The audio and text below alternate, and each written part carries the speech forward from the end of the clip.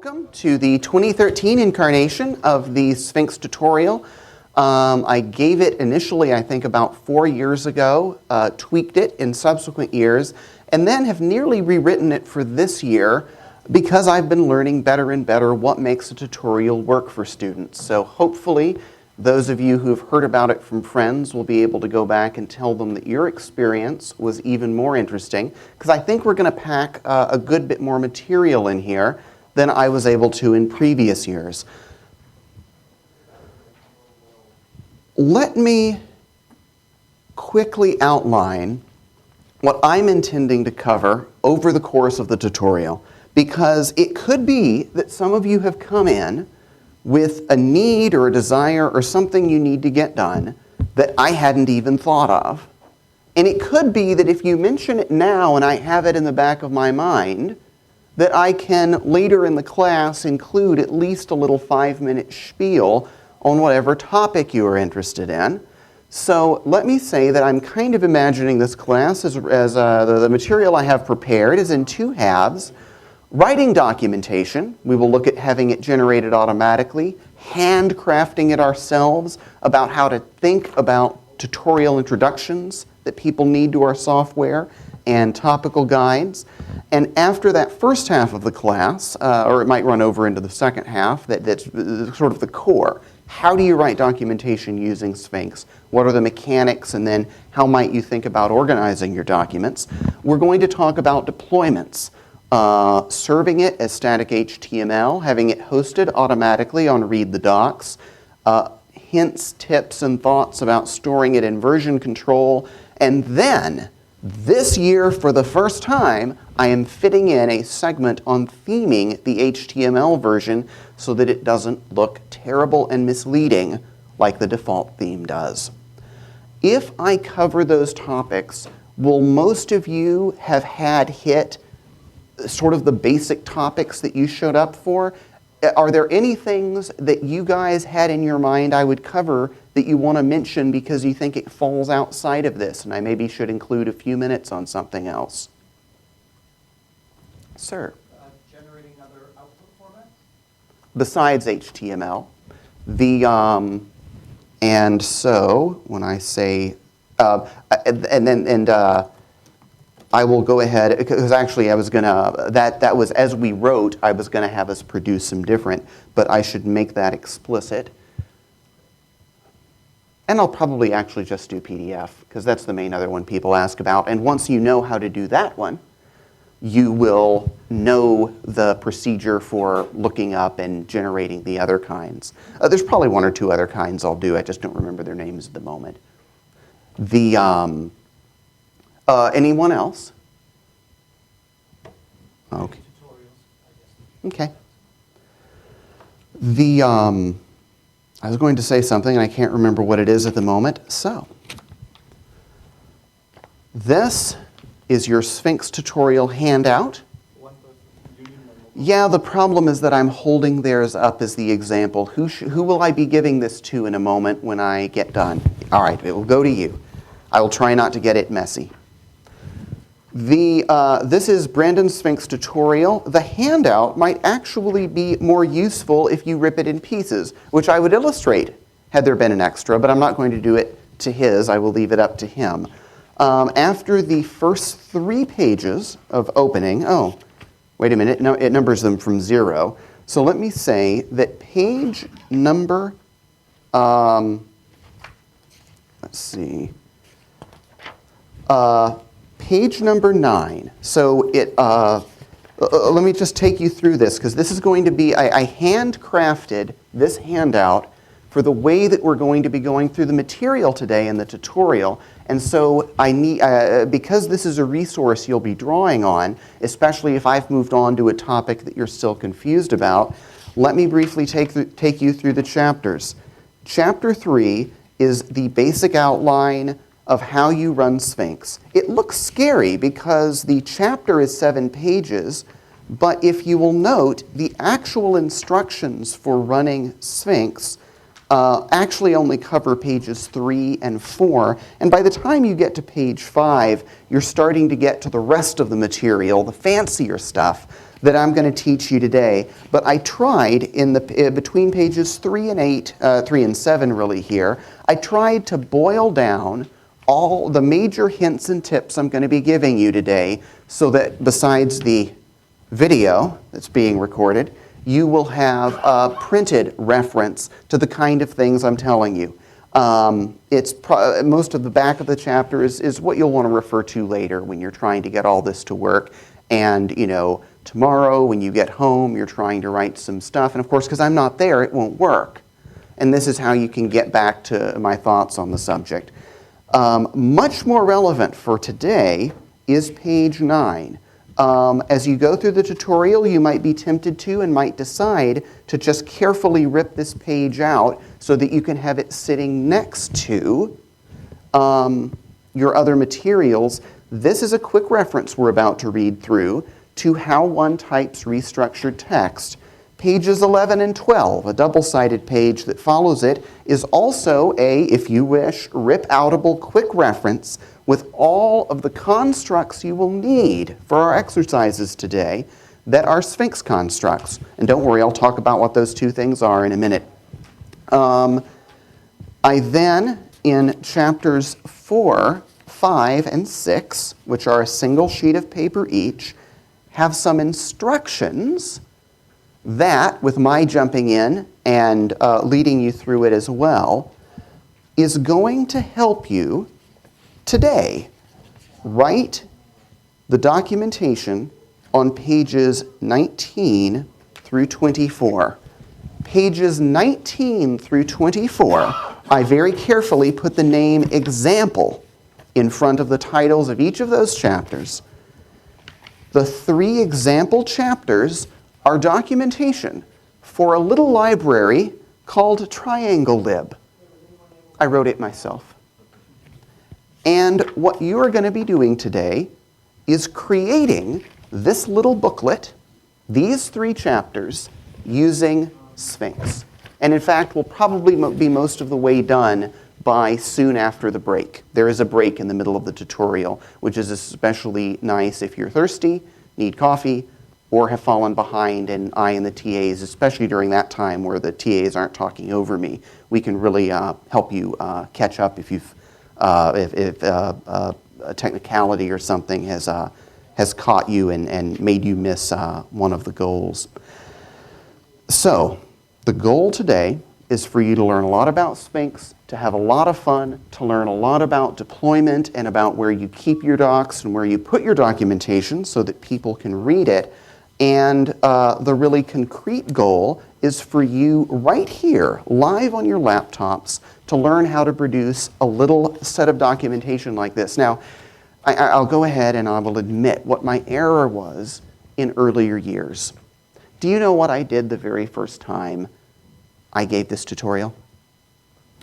I gave people Triangle Lib, and as I went through introducing the concepts of Sphinx, I would show them what it's like to write a tutorial, and then I would invite them to do it for Triangle Lib.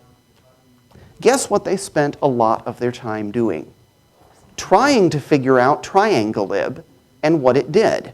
Trying to write. I mean, I guess I turned it into kind of an essay, a writing class. You started with a blank sheet of paper and had to just document this little module I gave you. And I mean, it is a very little module. Most people managed it. But I realized that that took people's focus off of the mechanics of Sphinx. What is it doing for me? How does it work? There were a lot of topics I couldn't cover because people spent all of their time trying to figure out how the module worked and think up words of their own. Sorry. To think up words of their own to describe it, which is tough. It can take all day to write a good little tutorial.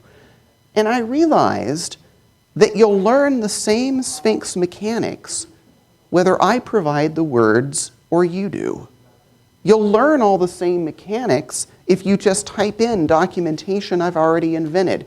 So if you're especially creative, if you're a designer, English major, if you took Latin in high school, and you just don't like the constraint of writing up the Triangle Lib tutorial exactly as I have it here, feel free to go off program, write your own paragraphs, explain it your own way. Do try to reproduce all of the features, the code blocks and things I've put here, because that's what we're actually trying to learn. But if what you're here for today is to learn how Sphinx works, this is your goal. I've already written documentation for Triangle Lib, and you are going to each open an empty file in a minute. We're going to start, interestingly enough, with the last piece over on page 23. I'm going to start you. You're going to open api.rst, a blank file, and you're going to try to make this documentation appear from nowhere.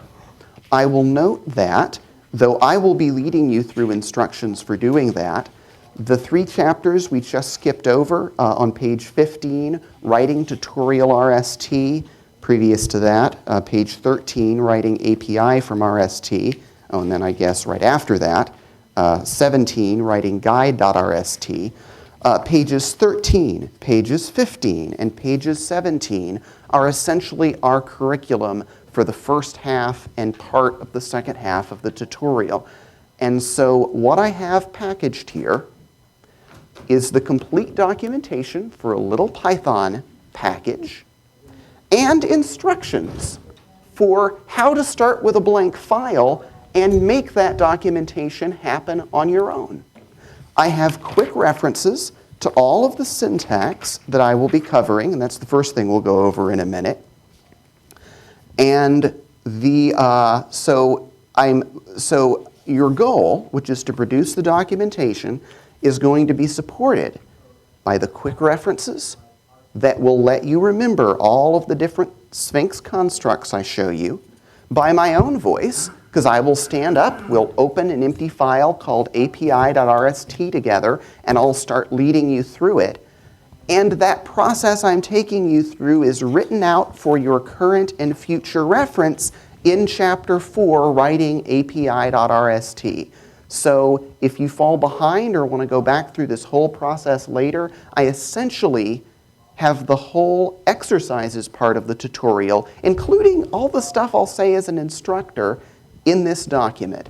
Quick references for the syntax, these writing guides to help you understand how you go from an empty file to each of these 3 target chapters, and the target chapters themselves, so that you're not having to invent content off the top of your head, but so that you have a process for creating each of these documents. The reason I thought that you might want to rip this into small pieces and dismember it is because when you're writing api.rst, I would want to rip out the quick references, so they were on one side of my keyboard, and I would want to rip out the guide to writing api.rst and the text of api.rst to sit next to me, so that all of those things were in view, because the codex, the book, was a great invention.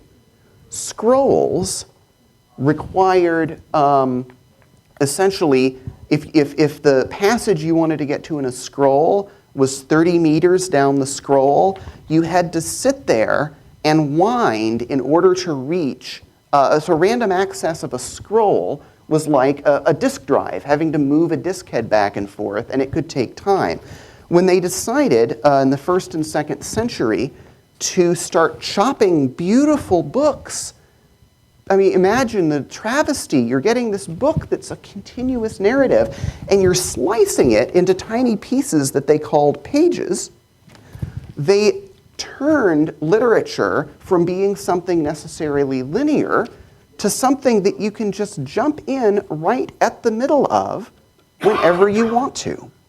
And that is an incredible invention. Maybe they were the first postmodernists, that you can enter the literature wherever you want to. You can just stick a finger in and get to it. So the codex is a great invention, but I would probably do the tearing, maybe because I really like Dead Poets Society. But this has in it your quick references to the markup we're about to go over. It has the guide to writing each of these chapters, and then it has the chapters themselves. And in a minute, we'll start learning how to get these chapters to appear on our screen. And there is your copy.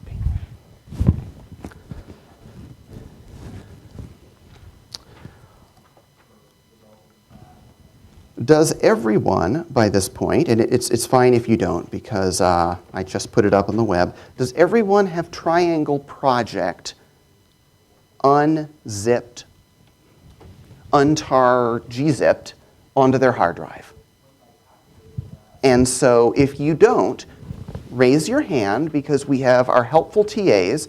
Could all of the TAs stand up and just say your name and where you're from so that the students, TAs? Are you a TA? I can't remember. Oh! Okay. Well, say your name and where you're from so people know the host. I'm Paul from Virginia, your hostess. All right. And Sethel? My name is Senthil. Senthil. I live here.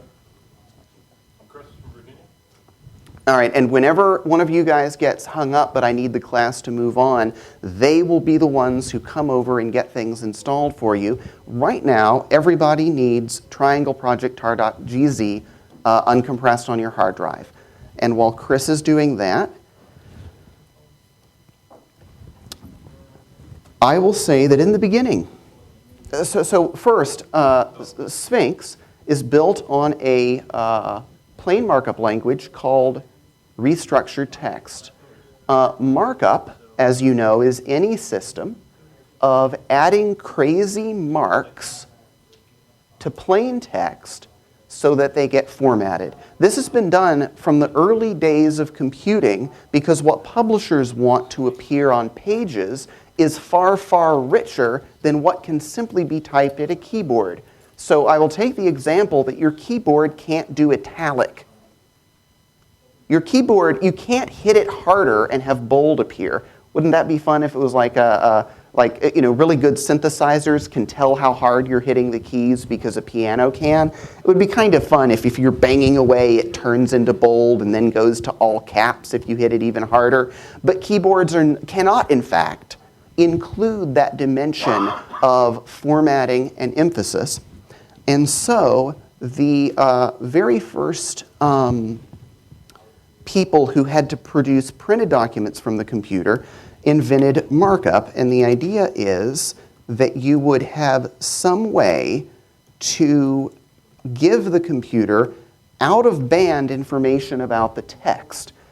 This is early in a very successful typesetting system called the Greek word, after the Greek word for technology, tech. Invented by perhaps the most famous computer scientist of them all, Donald Knuth, because his math papers looked so ugly, he stopped publishing. And for a year, went and invented a typesetting system that would make his math pretty enough. We will see it later today when we produce a PDF of our documentation.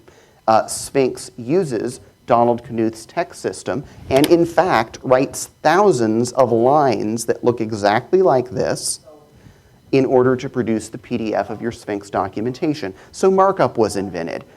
We can't make words bold, but we can surround them with ugly characters that make them bold. And markup languages are ugly. Oh my gosh, and they're really terrible because if you tell someone, oh, but the web is simple. You can understand the technology because your browser exposes it to you. Why, you can just go to a website like google.com. Reader comes up. I must have been in mourning. Google is canceling Reader in July, if you hadn't heard, their RSS reader.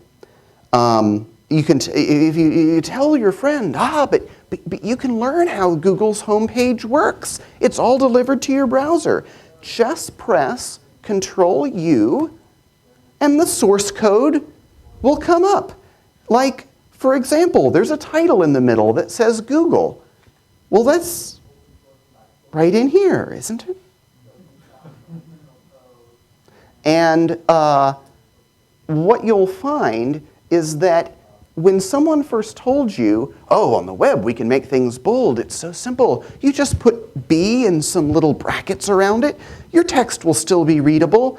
You find that that quickly becomes false, and that in fact the number of angle brackets completely overwhelm the number of actual useful characters, and what we have is ugly. The first generations of markup for publishing, for typesetting, to add metadata to text were really, really ugly, because metadata means you have to designate certain characters as special. In tech, the curly brace and backslash are special and don't actually get printed on your printed document. In HTML, the person looking at Google's homepage doesn't actually see the angle brackets, and this introduced ugliness and this introduced noise. And so what happened was in the late 90s and early 2000s, people who were tired of having to make the compromise, is my text going to be pretty on the screen, or at least, let's say, at least readable on the screen, or is it going to be readable on the printed page in the browser?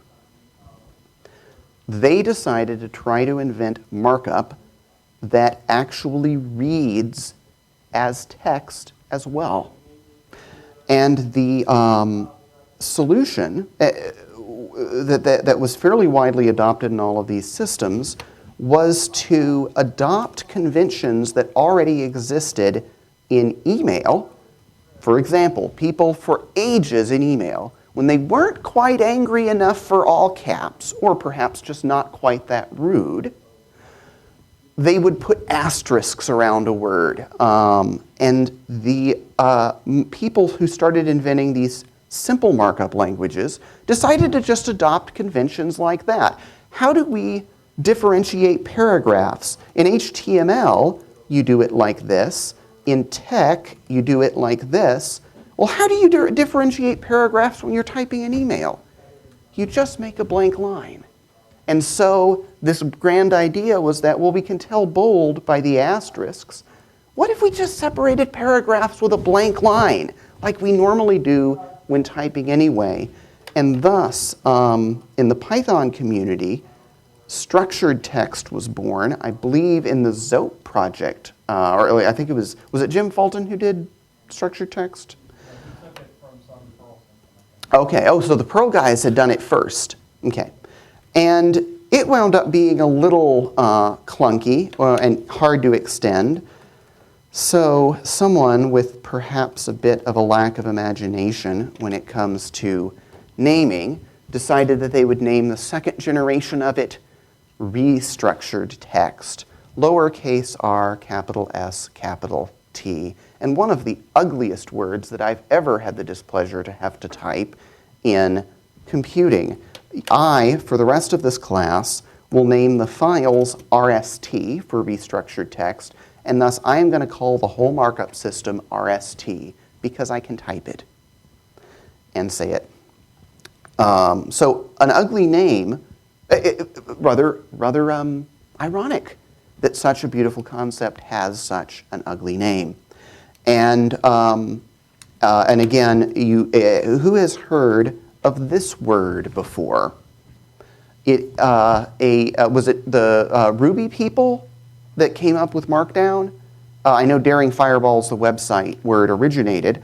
Markdown is outside the Python community. It was written by Aaron Swan. Who's he? Aaron Swan. Who's he?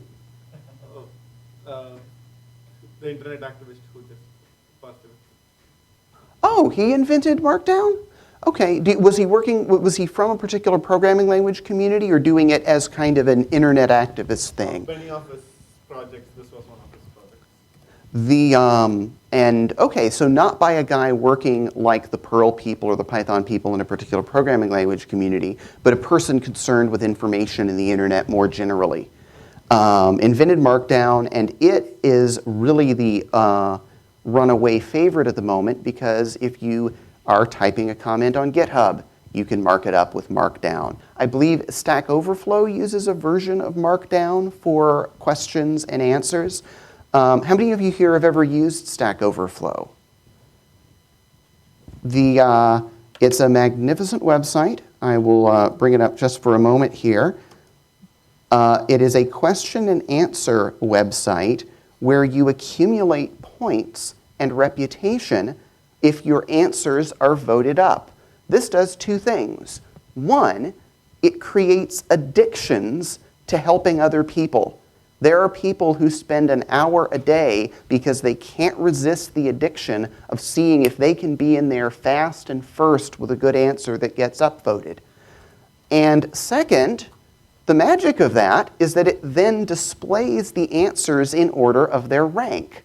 So the community, so if someone asks a Python question, and there's a good answer that's Pythonic and a bad answer that maybe works but is ugly and unPythonic, we go in and vote up the appropriate answer so that a few hours typically after a question is asked, there are not only several answers, but you know that the ones at the top agree with how the community thinks about answering that question. So it's a really, really great resource that a lot of us use every day when we have questions. It uses Markdown because, again, Markdown has become a big favorite. But we are Python people, and we use restructured text because it's similar, uses some of the same conventions, is more extensible, is better defined, and we have a lot of tooling built around it.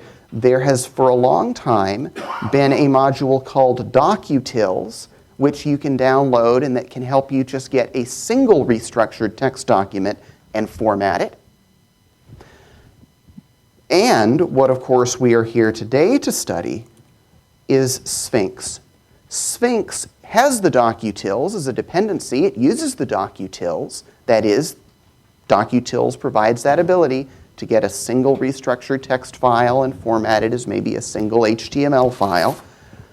But what people needed, especially to write the Python documentation, which is what Sphinx was invented to do, is they needed to have whole systems of documents.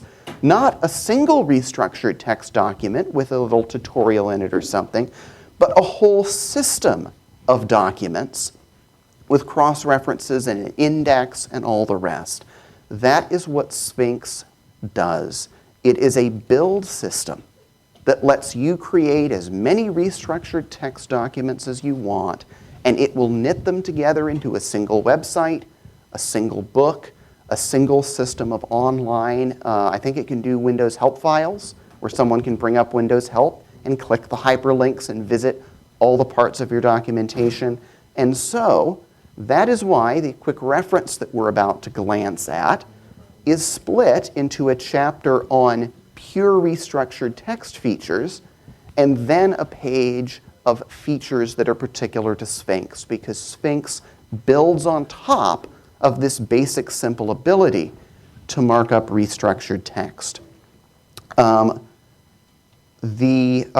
So in a moment, we'll go over those quick references, but I've been talking for long enough, I can tell your fingers are itchy to type. So let us get them typing by opening and starting your very first Sphinx project. It's time to start making you guys to get actual abilities starting to flow out of your fingers. In the printed documentation, and I'm going to have to continue referring to this because my online copy doesn't have the, oh, I guess I could open it in PDF. Anyway, the page numbers. If you will go to page 3, I talk about how to start a Sphinx project. I will, this entire tutorial, including its printed material, is up for free on GitHub. For this sake of this tutorial, I'm not the kind of instructor that has, I haven't for this purpose copyrighted this material and told you you can't use it and told you you can't go back to your workplace and give this tutorial. If you want to go give the same tutorial or try at your workplace, if you want to use these materials at a local user group, if you want to go to a local school and teach kids how to write up their reports in this, you're welcome to use these materials however you want. I should go ahead and add a license this afternoon just to make that explicit. But all of this is for free up on GitHub, just like you have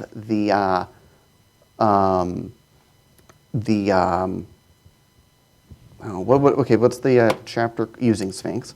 Just like you have that chapter there, it is available. Again, this whole document is itself This is so meta. I did the Sphinx tutorial as a Sphinx document.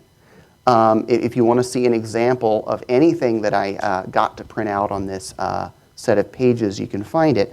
But here in starting a Sphinx project is the process I use over and over again when I'm ready to start a new system of documentation. I'm going to go to my home directory, and I guess I will get myself in the same position you are by going into USB. I guess I'll just copy Triangle Project to my home directory and CD into it. Everyone else do the same. CD into the Triangle Project directory, and when you're there, and type dir if you're on Windows. Who here is running Windows today? And who is running Mac? And who is running Ubuntu? And who is running FreeBSD? Okay, so we're all one of the big three. And I like that the two Windows guys are back there where you can help each other, because I will often say things like, well, trivially, ls the current directory, and you guys probably already know from long experience to translate that to dir.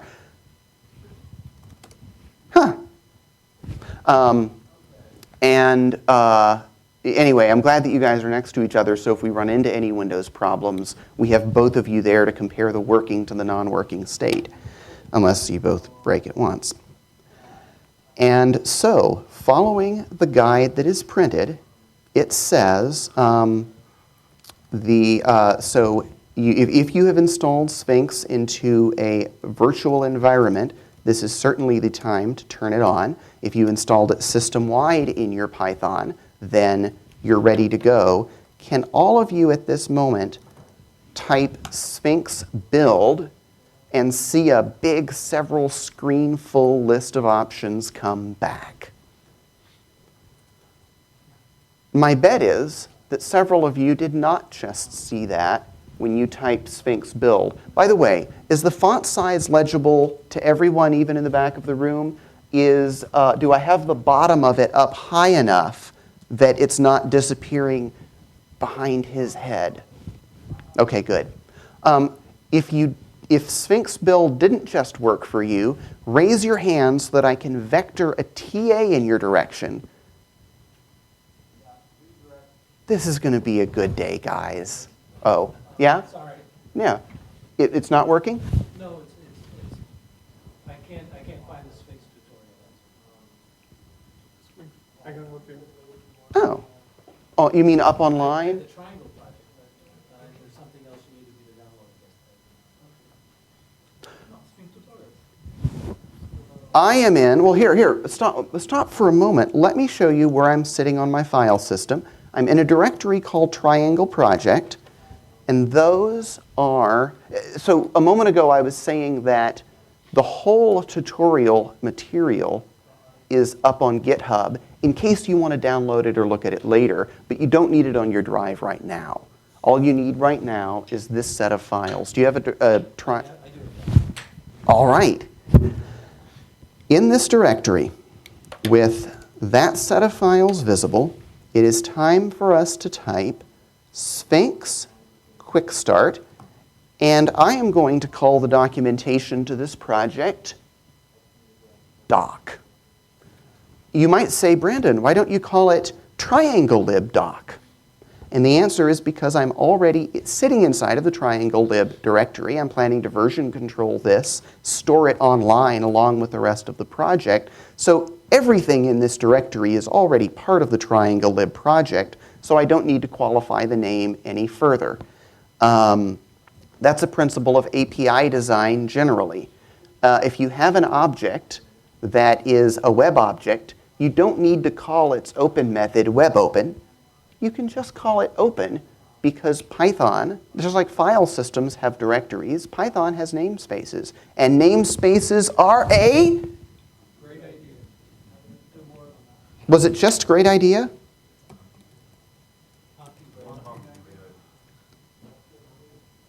Where is it?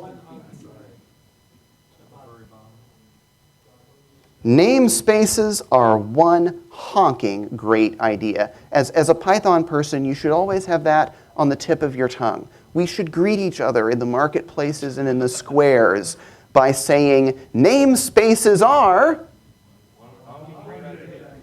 Let's do more of those. A file system is a namespace because the setup.py in this directory can be different than the setup.py in another directory, which means that file names don't have to be arbitrarily long to specify that they are the triangle project's setup.py and not some other project. You can't imagine the chaos back before directories were invented. It is now time to type Sphinx quick start, and I was about to give it the root path on the command line, but I should follow my tutorial where I simply run Sphinx quick start. And what I want you to do now, and just follow along on the piece of paper, is go through giving the answers that I recommend to each of the queries that it asks. If you get confused, it is always better to say yes than no. I will do the same.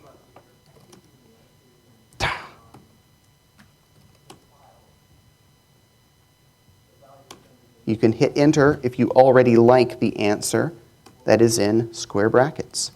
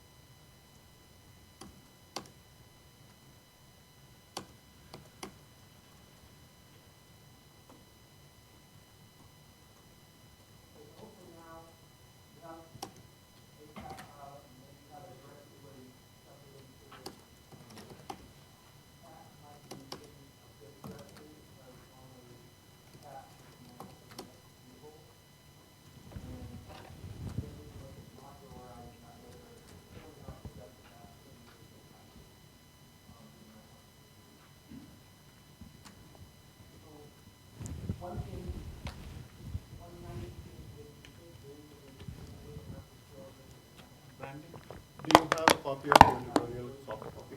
With this gentleman? No. Well, let me look. No, I was only given as many as there were, I think, students on the roster. Someone was probably a late sign-up or something. Well, not you. I meant if anyone was a late sign-up.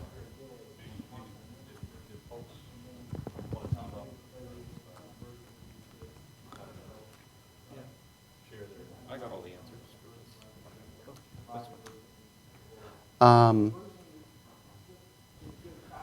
Would you be able? Would it be?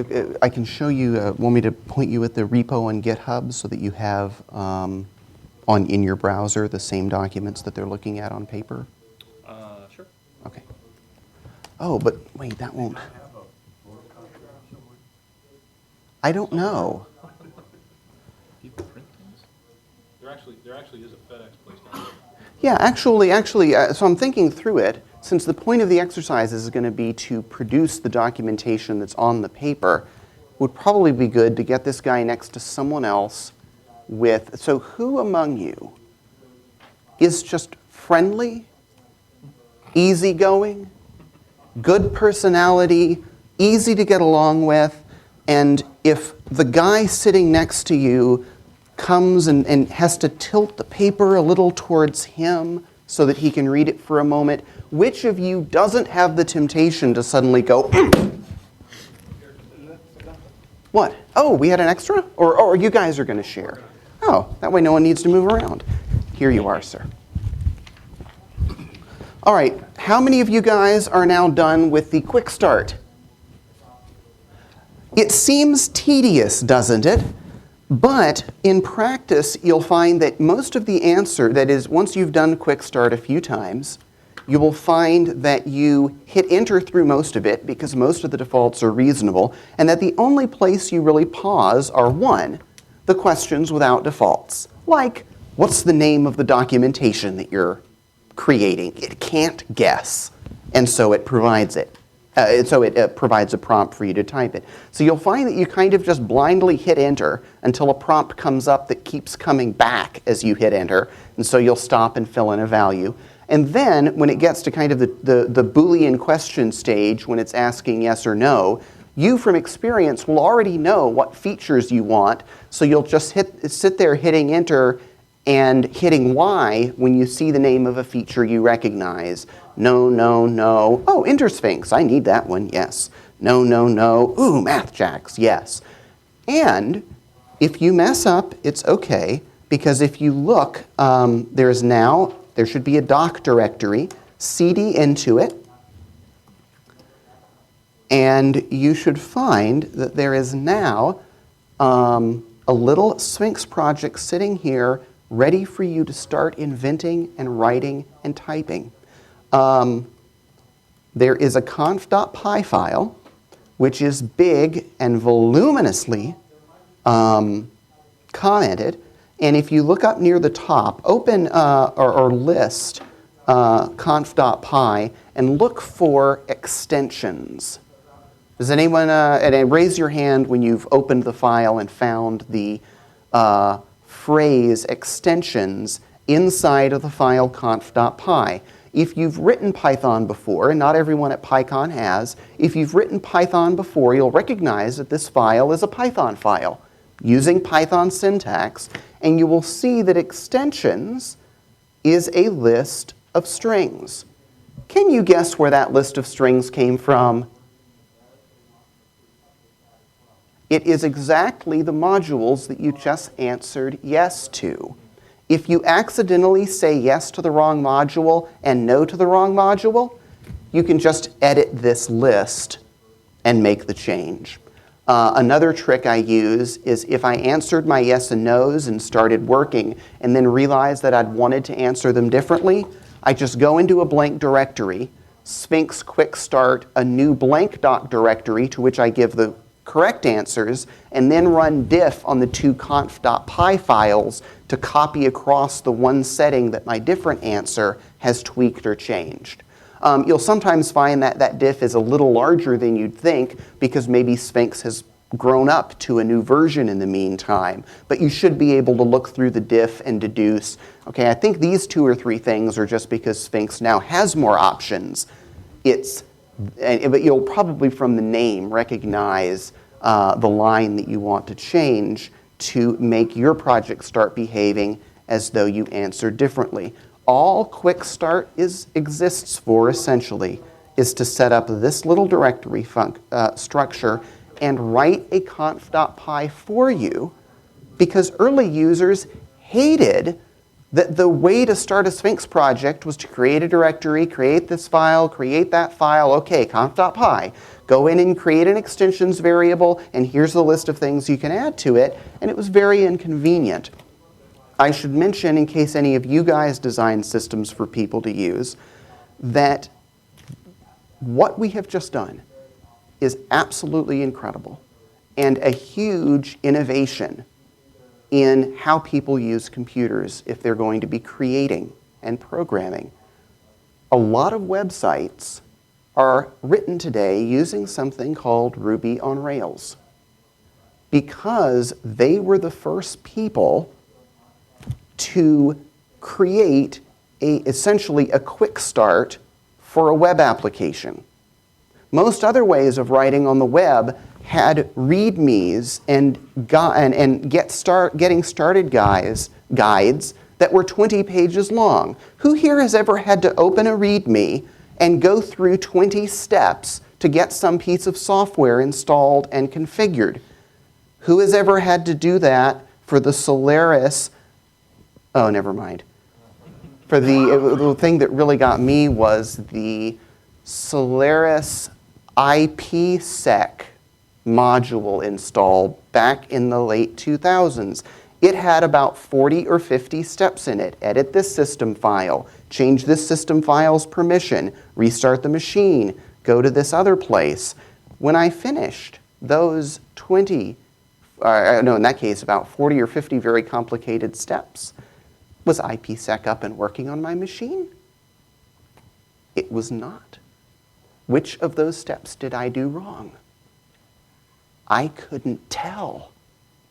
Because if someone gives you 40 steps to do at the same time, you're going to get to the end of them, it's not going to work, and any of the 40 steps, or 2 or 3 of the 40 steps, could be the ones that are broken. And so, as computing has moved from the 90s into the 2000s, people started getting rid of processes that require you to dangle out several steps into the future before you learn if your foot has landed or not. People started, for instance, test-driven development, where you start at a working state, you break it slightly by writing a test, and then you pull yourself back up to a working state by writing a few lines of code or changing a few lines of code to satisfy that test. If during that process I break a bunch of other tests, can you guess which lines of code are probably at fault? The 3 or 4 lines that I just wrote. If I write 50 lines of code at a time, which one could be the reason that my program isn't working? Any of the 50. And so, as I have got, when I was a kid, I used to try it because I didn't know what I was doing. No one knew what they were doing. And so most people would write, 20 lines of code at a time, and then they would do a horrific process that is called debugging, where you don't know which line is at fault, and you have to spend half an hour dodging through the 20 lines of code you just wrote, trying to determine what line is at fault. What do I do today? I start a function, and I put a print statement in it. And then I run to see if I can run that function and get the message to appear. I then add one line of code that downloads the data I need, and I add a print statement to say its length and whether it actually got it, and I run the function. I then add the line of code that parses the HTML response as Unicode, and I add a print statement, and I run it.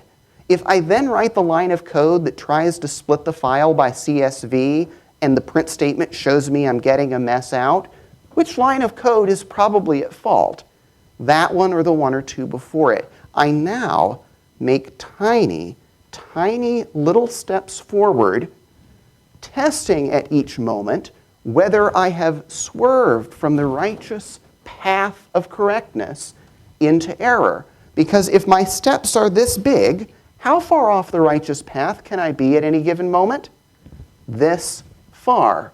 If I instead take 20 steps and then try running my program, I can be a long way from correctness with no idea about which steps are wrong. So I encourage you, as we start going through this documentation writing process, take it in small steps. Write a little bit, rebuild, and look to see if what you just did comes up on the screen like you'd want. And I am going to go ahead and generate this documentation without even taking my first step, because this is what's so magical about a framework that has a quick start.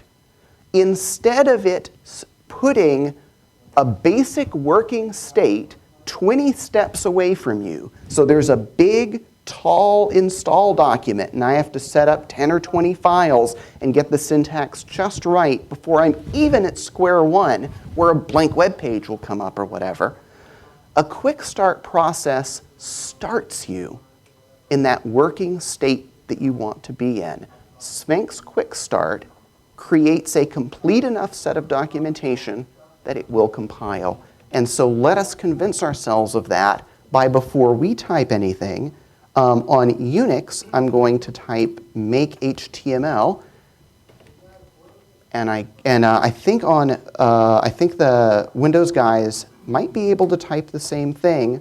Let's all try it and see. No, I CD'd into doc. So notice, by the way, that my shell prints my current directory over on the right. I hope that that will help you guys, now that I've pointed it out, from getting lost about the fact that everything I do for the rest of the day pretty much is going to be in the doc directory in this little project that I've set up and created. Did it work for everyone? Look. Command not found. All right. Handheld, that's fine. Raise your hand if that did not work. Does everyone who needs one have a TA of their own? All right. What this did is that inside of a previously empty directory called build, there are now two systems of information. There's something we won't really look at called doc trees, which is where Sphinx puts some intermediate information as it builds the index to your document. But the thing that we are interested in is build/HTML. Inside of it, there is a website. What does that website look like? You can, if you want, open the raw file on your hard drive. But what I usually do is I run Python and I tell it to run its simple HTTP server. Who's ever done this before? And so the rest of you are in for a treat. If you've ever wanted to share data with other people on the LAN with you, or ever wanted to look at some files on the disk as though Apache were serving them up, Python comes with an HTTP server built in. Now, simple HTTP server is in fact a library with an API that you can import into your Python programs and use. But since the code was sitting there, they also made it where if you run it as a module, it starts up an HTTP server on your machine, serving the current directory and the files beneath it to the world. Now, it's just kind of a toy web server. Don't run it at DEF CON on the LAN there. Don't use it to serve production files at your workplace. Don't go back to Oracle or wherever you work and use this for a website and come crying to me later when it winds up not being up to the job. But it does mean that I can now go to localhost. Let's see, mine grabbed port 8000. And go into build, go into HTML, and up comes the blank documentation for my project that is ready for me to type into. Isn't it ugly? I hate this theme. That's why theming comes in the second half of the class after the break. You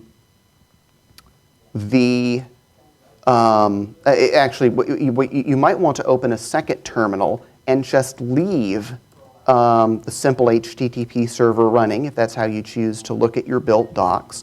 But what I'm imagining for the next few minutes is this.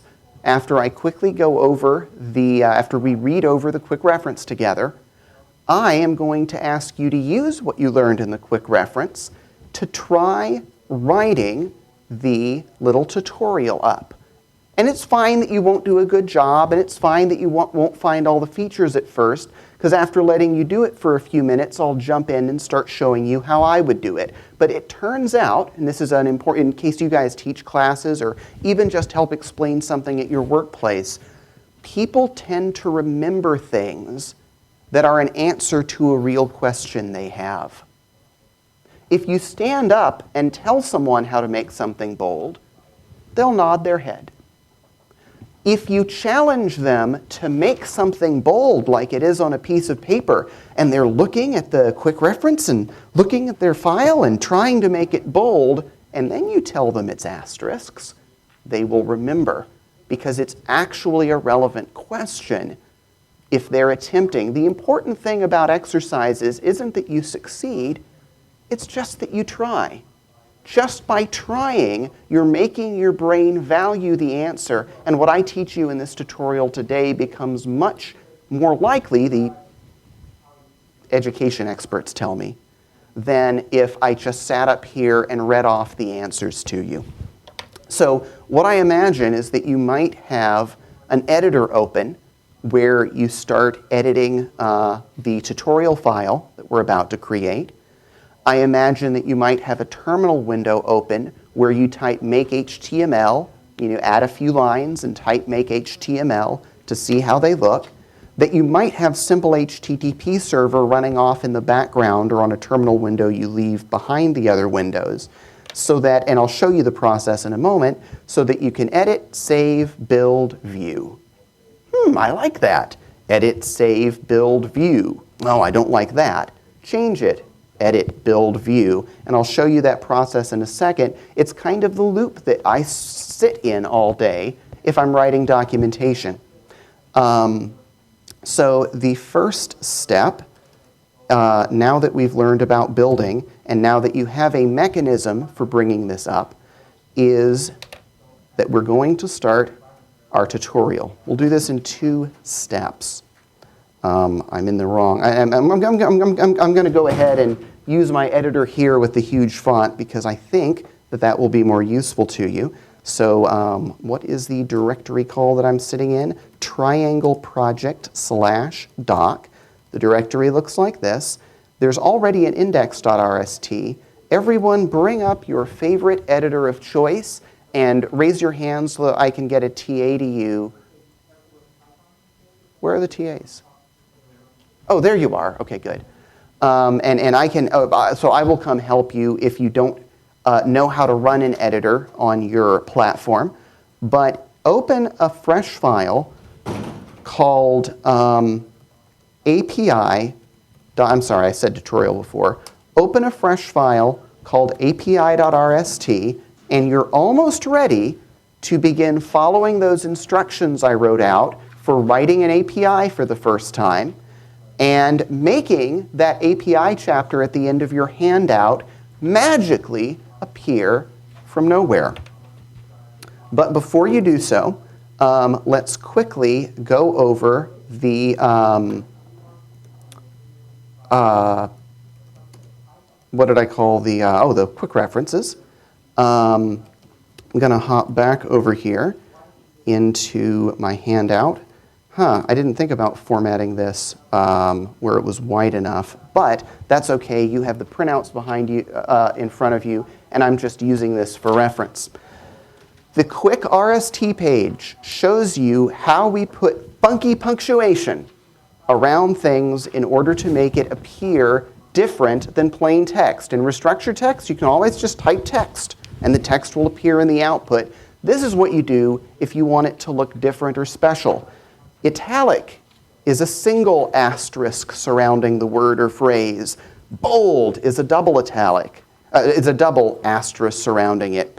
You can make things appear like they're a variable name or a function name by putting double back quotes. You can even do whole expressions with spaces in them.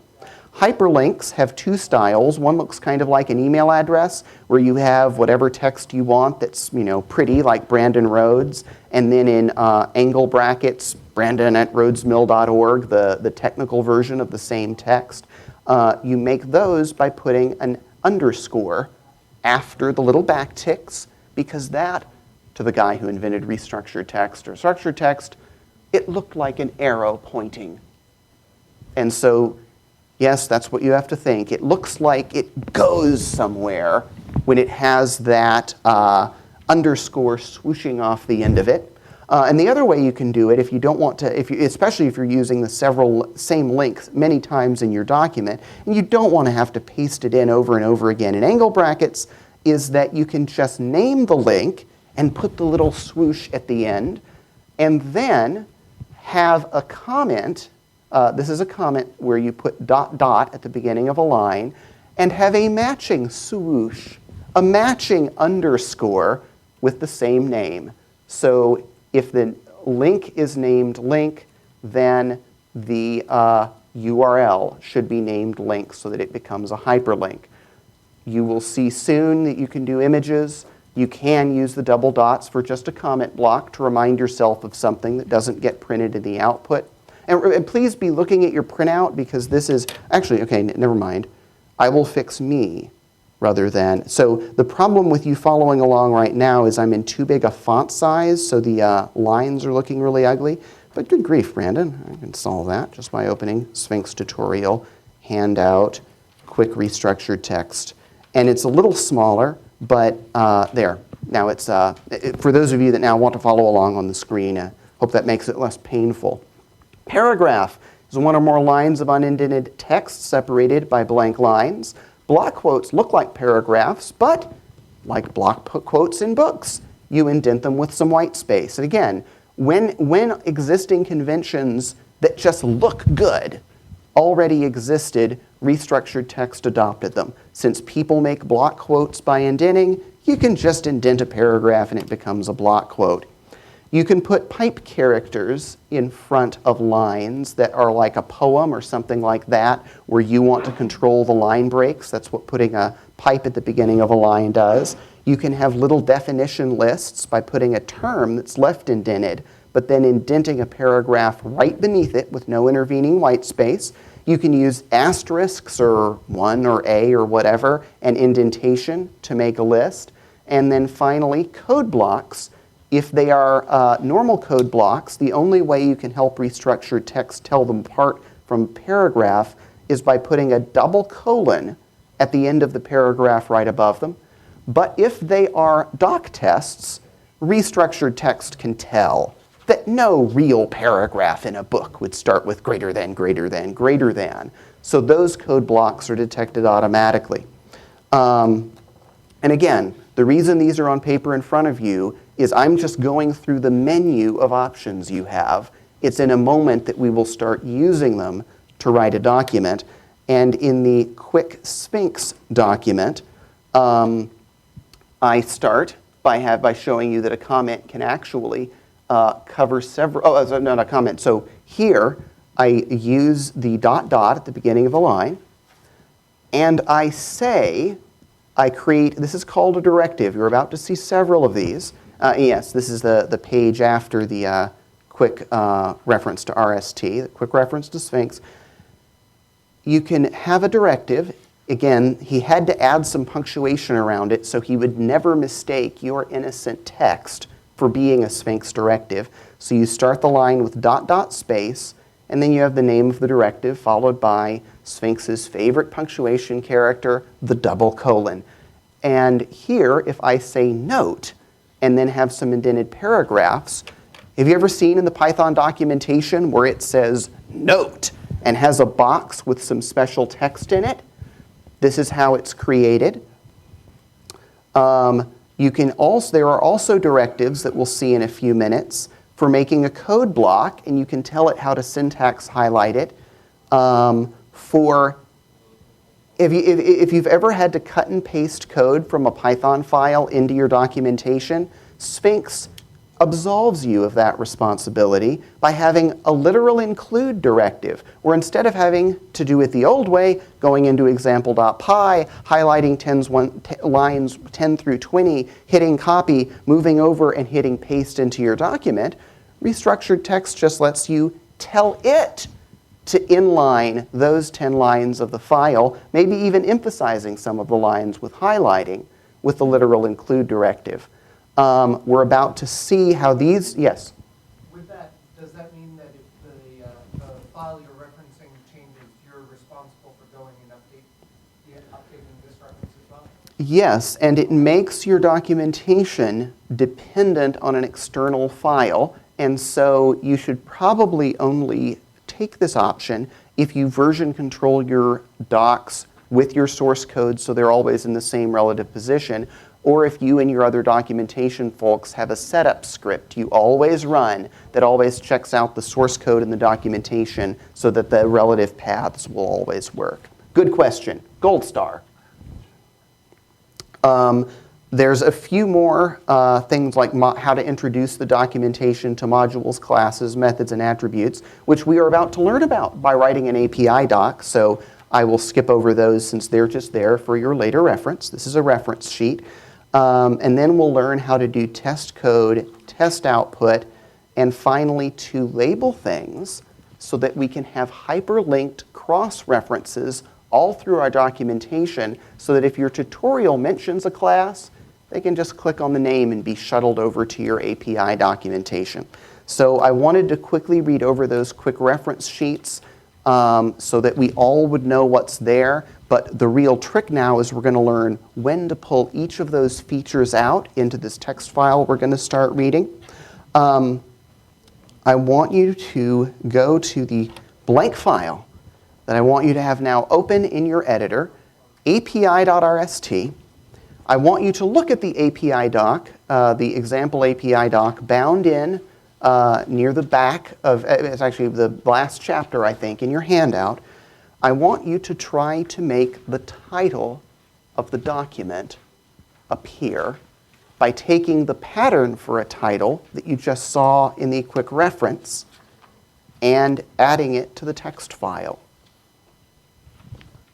Huh? Which one? Which doc? Is this one? Page 23. I'm going to knock Stu over the head for not getting, I mean, I know it saves money to not give oh, I guess I could solve it by printing out my own copy before I left home. You see the pattern that I have. I keep trying to blame things on other people, and I always have to stop and take a deep breath and realize that there's probably a way I could have solved the problem on my own.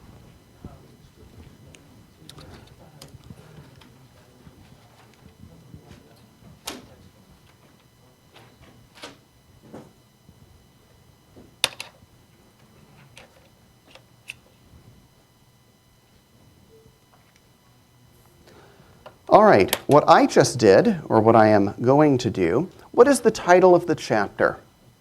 Ignoring the fact that I put example at the beginning of the name. Someone read it to me. The triangle lib API reference. The triangle lib API reference. I glanced at my quick reference and said, the quick reference says that titles have dashes or equal signs under them. Well, this is the title of the whole document. It's up to you what punctuation you want to use. I'm going to use equal signs because it looks more important. And I have just written my first piece of restructured text. I have written text that will be readable if someone just opens this plain text file and looks at it. Right? I mean, you can read that. If someone sent you a text email and it said this at the top, how many of you would understand that that's probably supposed to be a title with an underline under it? Yet, it is also machine readable, machine parsable. So what is about to happen when we type make HTML? The answer, of course, is that we will get an error, because that's always what happens when you try something the first time. I typed make HTML, and it said up there under checking consistency, home Brandon Triangle Project Doc API.rst, warning, document isn't included in the table of contents. It's warning me that when someone lands on the first page of my documentation, they're not going to be able to get to that. Are they right? Let us go. I can't hit reload because violating my own instructions, I did not leave the web server running. So I'm going to open a terminal, go to Triangle Live Project, cd to doc, Python, simple HTTP server and camel case, because it was the 1990s, it was a crazy time. And now, port 8000 has a web server on it, and my gosh, look at that. The warning was absolutely correct. Someone landing on the first page of my site will have no idea that there is an API doc there. So I am going to go into the document. I'm going to go to that other RST file. Our documentation at the moment only consists of 2 of them. And I'm going to bounce over to index.rst. And I see, in fact, that the table of contents tree is completely empty. I had better fix that. Open index.rst. Find that little TOC tree beneath the word contents. It tries to make it obvious for you. And add, you don't have to put the extension. Sphinx understands that your files are going to have the RST extension. Indented, because Sphinx knows the table of contents is over when the indentation is over. At the same level of indentation as the max depth directive, put API. Go back over. Remember, we take little steps and then we build to see the result. You should go back over. When you type build, you should not see an error. And then when you hit reload, you should now find that without your lifting a finger, the actual entire title of the API doc has been copied over into your table of contents. This is starting to show you that unlike the old, oh, good grief. Someone should have said something. There we go. Can you show your index.rst? Yeah. My index.rst, there it is, back on the screen.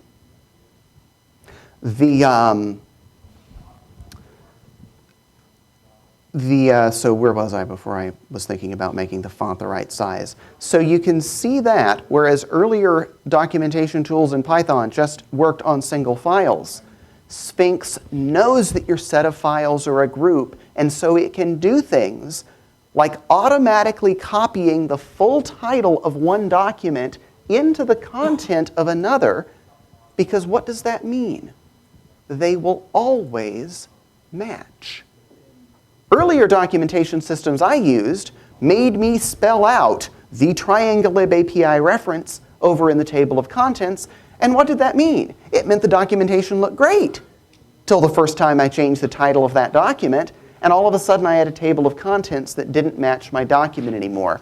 Sphinx, because it handles all of the documents as a single unit, is able to keep cross-references, and this is a cross-reference. It's clickable. If you click on it, you should be sent over to your so far blank, well, except for its title, triangulib API reference document. And at this point, I am ready to set you loose on the little guide to writing the API documentation. I just need to say, I was going to say one thing, but I'll say two. And this will be your first little exercise, and then we'll take a break.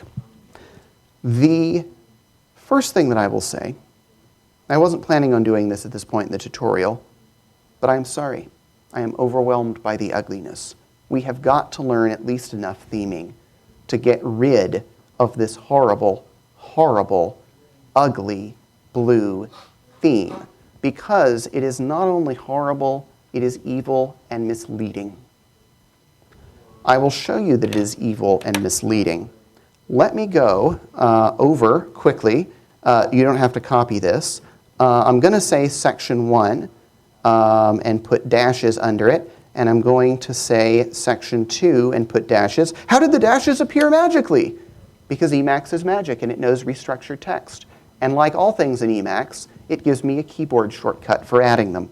Now that I have two sections to my document, if I come to the table of contents after typing make HTML and rebuilding, note that it now actually lets people jump directly to the subsections, even though they're just parts of a single HTML document.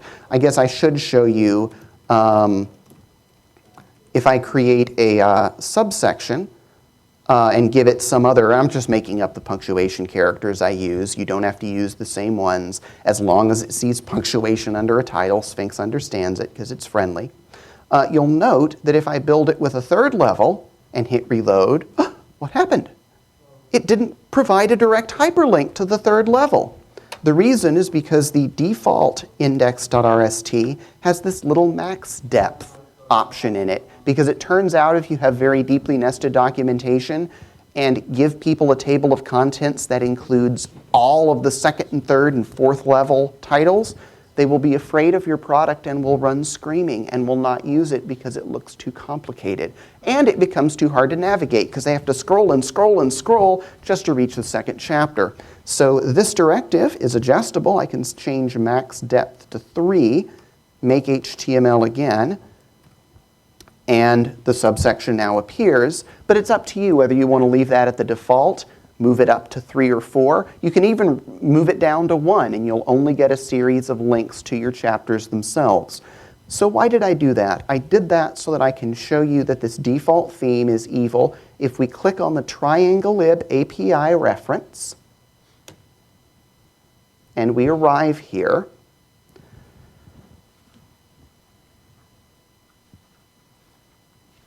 Read these words to me.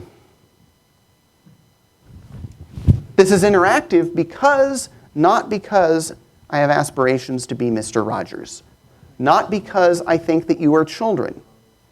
I'm asking and inviting you, you don't have to, I'm inviting you to respond because the education theorists tell me that that makes you actually remember in many cases that you would not. It's interesting that the way we've structured our society, where education ends at a certain age, 18 or 22, means that some people feel insulted if an instructor tries to use effective pedagogy, because subconsciously we think that only children really need to learn anything. So I'm going to ask questions. Feel free to shout out an answer and help yourself learn faster. But I'm doing that because of research, not as any insult or because I think it's cute or makes me Mr. Rogers or anything. So what does this say? Previous topic. And what is beneath it? The previous topic. What does this say? And what is beneath it? Wrong! Yeah, and I've just violated the other great rule of pedagogy. No one's going to answer a question now that I set you up and made you all wrong. Does not the primitive and evil visual formatting and graphic design of this page lead you to expect that just as previous topic is a title which names the thing beneath it, that this is the title table of contents that names this block of information? Who thought that when they first saw this documentation? Who has on numerous occasions been vastly confused because I'd do a Google search on some product I'd heard something good about, arrive in the middle of their documentation, like at their API docs, and I would say table of contents. The API reference, section 1, section 2. Oh, I guess they don't have a tutorial. I guess they don't have any topic guides to help me understand. I guess I want to visit the rest of their documentation. Oh, that link just went to the same page. Oh, that link just jumped me to another place in the same page. And I would go away sad from this evil and undocumented project that I had landed on because they only had a table of contents that took you back over and over again to the same page. In fact, table of contents is a link back. It is not a title. It is a link back to the table of contents of the document where all of the documents we're about to write and their sections will appear. So I'm telling you this because I have numerous times missed most of a Python documentation, Python project's documentation because I thought table of contents was the name of this internal table of contents of the document and not, as it always is, a link back to index.html.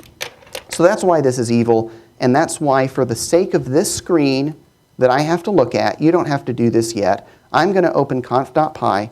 I'm going to go down to the options for HTML output to the HTML theme and change it to haiku. If you want to open conf.py and set HTML theme, you may, but you can also just watch me. I type make HTML. And I get out documentation that actually doesn't include the internal hyperlinks to the page because I always find them confusing and thus is much easier to use. And so here we are back at the triangle lib API reference. We have a few minutes before the break. And what I want you to do is to follow. I've tried to make the instructions very explicit where you're not going to have to look directives up by yourself. If you go to the chapter where I describe writing the API docs. Is that actually what I called the chapter? For those of me. So you'll want two things right now. I have, of course, at the end of the document, the example triangle lib API reference, which is the goal that we're moving towards. But then earlier in the document, I have writing API.rst, your guide to making this chapter appear on the page. So what I want you to do is you'll see that by putting the title, by putting the title, the TriangleLib API reference up at the top of my document, I have already got you started. I'm going to shut up for a few minutes until I come back forward and call for a break, and I want you to just see how far you can get in following those instructions to make API.rst appear. Remember, stop every now and then and try recompiling to see at each step what is really appearing in your document. And even if you don't understand everything at first, the experts say that the mere act of just typing will start getting your fingers used to restructured text, because it turns out they have to learn it separately from your conscious cognitive brain. So I'm going to walk around and help those that I can. I invite the, what are they called? TAs to do so as well. Let's walk around for about the next 5 minutes as people start through this process and help people that we see are hung up on an error or something that won't compile, or if Python refused to start the web server for them or something. When I cut and pasted into the documentation, this of course is the terror of having untestable documentation and why I will show you doc tests in about 40 minutes. But because I could not run my documentation through a test as I went through doing this process before you, some of you noticed that I had pasted in to the docs the instructions to say auto doc member order. And I apologize, those of you that tried running it got a key error because there is no such directive. And so I went and looked it up, and it is in fact member order. If you, what does it do by default? Was it alphabetizing for those of you? And that's annoying because often the more complicated things are at the bottom of a file, but might alphabetically sort near the top. So your API doc starts with the hardest things you can do, like area. That's such an abstract concept compared to the side of a triangle. And that is an error in the docs, that it's member order that you say if you want Autodoc to try to use the order that the functions or methods are actually described in the file rather than alphabetizing them to make them pretty. Let's see, did it work or not? It did not work for me. I will look that up, huh? It worked for me. Awesome. I will look that up later. And it worked for you having both a member's directive and a member order? Yeah, I Okay. had the value for member order. I said member order : by source. And that seemed to work. Oh. So it's a directive that takes an argument. Look at that. Now the really, really complicated things like area and scale that creates a whole other triangle. The really conceptually difficult ones are now at the bottom like they are in the file. Thank you. And I apologize for the fact that I remember figuring this out and thinking, oh, this is good. I should copy this into the documentation. And apparently I copied the word that is next to it in the Sphinx documentation. The Sphinx documentation, I should note, I always just look up Sphinx Python, because if you just look up Sphinx, first you get the statue in Egypt. Second, you get the very popular full-text indexing engine called Sphinx. And only if you put Python in the name do you make it narrow enough to bring the actual Sphinx documentation project to the top of your search results, which you will note does not use the default Sphinx theme, because the default theme is what? It's evil. It confuses people. It is unnavigable. It is visually inconsistent. And so like earlier, and this is a trick I will share with you, when a student first a few minutes ago ran across the fact that I had misspelled the directive in my instructions, I thought, well, what's the real name? Well, I should go into Sphinx's documentation because, of course, Sphinx is documented with Sphinx documentation, and I should find that extension. How do you find an extension in the Sphinx documentation? I've had to do it many times. I will show you. You come to Sphinx.org, and I guess I always just at the top select Docs. you get a table of contents. If you search using your browser's in-page search, I've hit on my browser Control F so that I can type in a word and type in AutoDoc, then actually in this case it came up, but it does not actually appear. What you get is the little tutorial on it, not the actual docs. It turns out that you have to type extensions. Because remember that little directive I showed you that controls how deeply your table of contents is willing to nest? Guess what the Sphinx documentation did? It created a chapter called Sphinx Extensions with a section called Built-in Sphinx Extensions. And so if you want the documentation for any of those extensions you were answering yes or no to as you went through those questions during the quick start, they are subsections of the Sphinx documentation and thus do not appear in the table of contents because they left the table of contents limit at 2. And so I'm going to click on Sphinx Extensions, and they actually here have the built-in Sphinx Extensions section that actually has links to AutoDoc, AutoSummary, DocTest. So as I'm going to show you a few different extensions, and we're going to mention them today, remember that you can get to their documentation. You have to go through a level of indirection. Just look up the part of the Sphinx docs on extensions, and there will be links there to their documentation.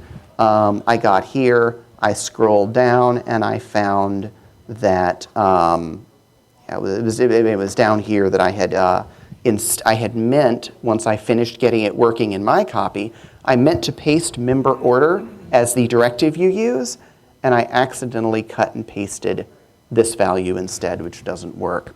But this was a good excuse for showing you the Sphinx documentation, because this is where you'll go, of course, when my docs that I've handed you, my quick references, kind of run out and you need some more detail. This is where you'll go to look things up.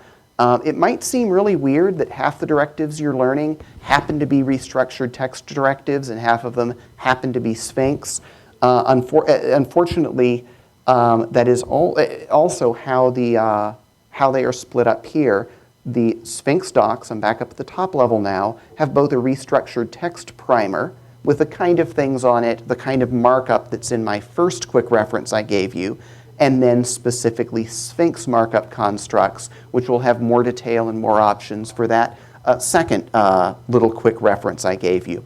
So this is where you'll go when you're done today doing it on your own and want to find the real documentation. So far today, we have gotten a single file up and running, api.rst, and you are each partway into getting it full of rather useful information. I think you have now all gotten to the point of doing a build and seeing that without your having to type a single thing, there's already quite a bit of information in there that it is pulling, in case you didn't see, I'll show you, which it is pulling from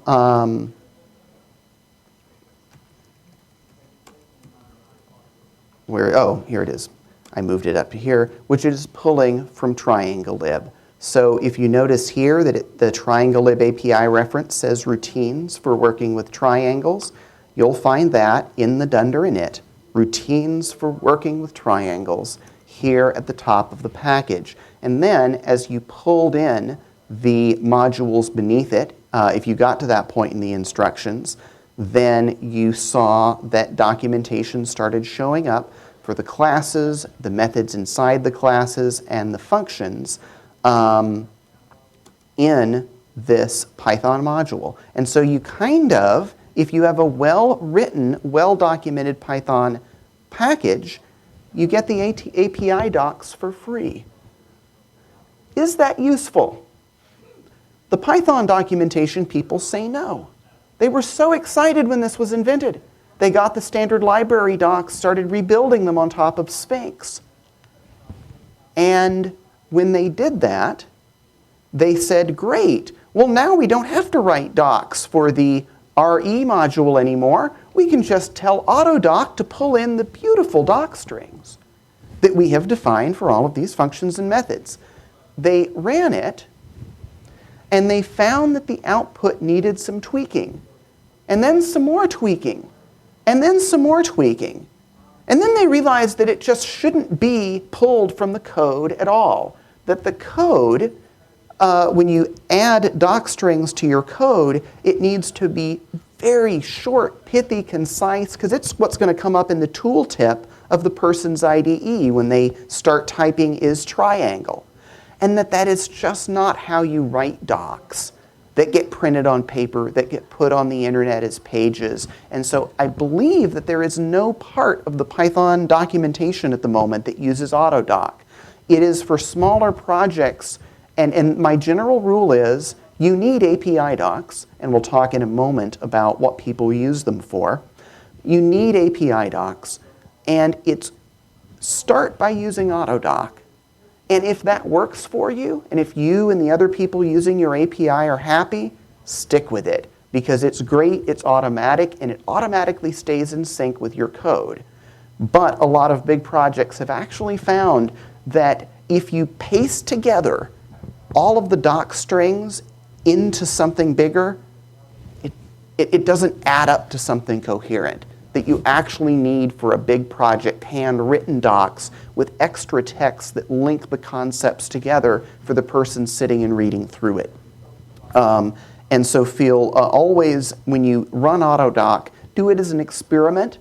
And if the results aren't adequate, that means you can either go and add more to your doc strings until you like the result, but it could just mean that yours is not a project that it'll work well for.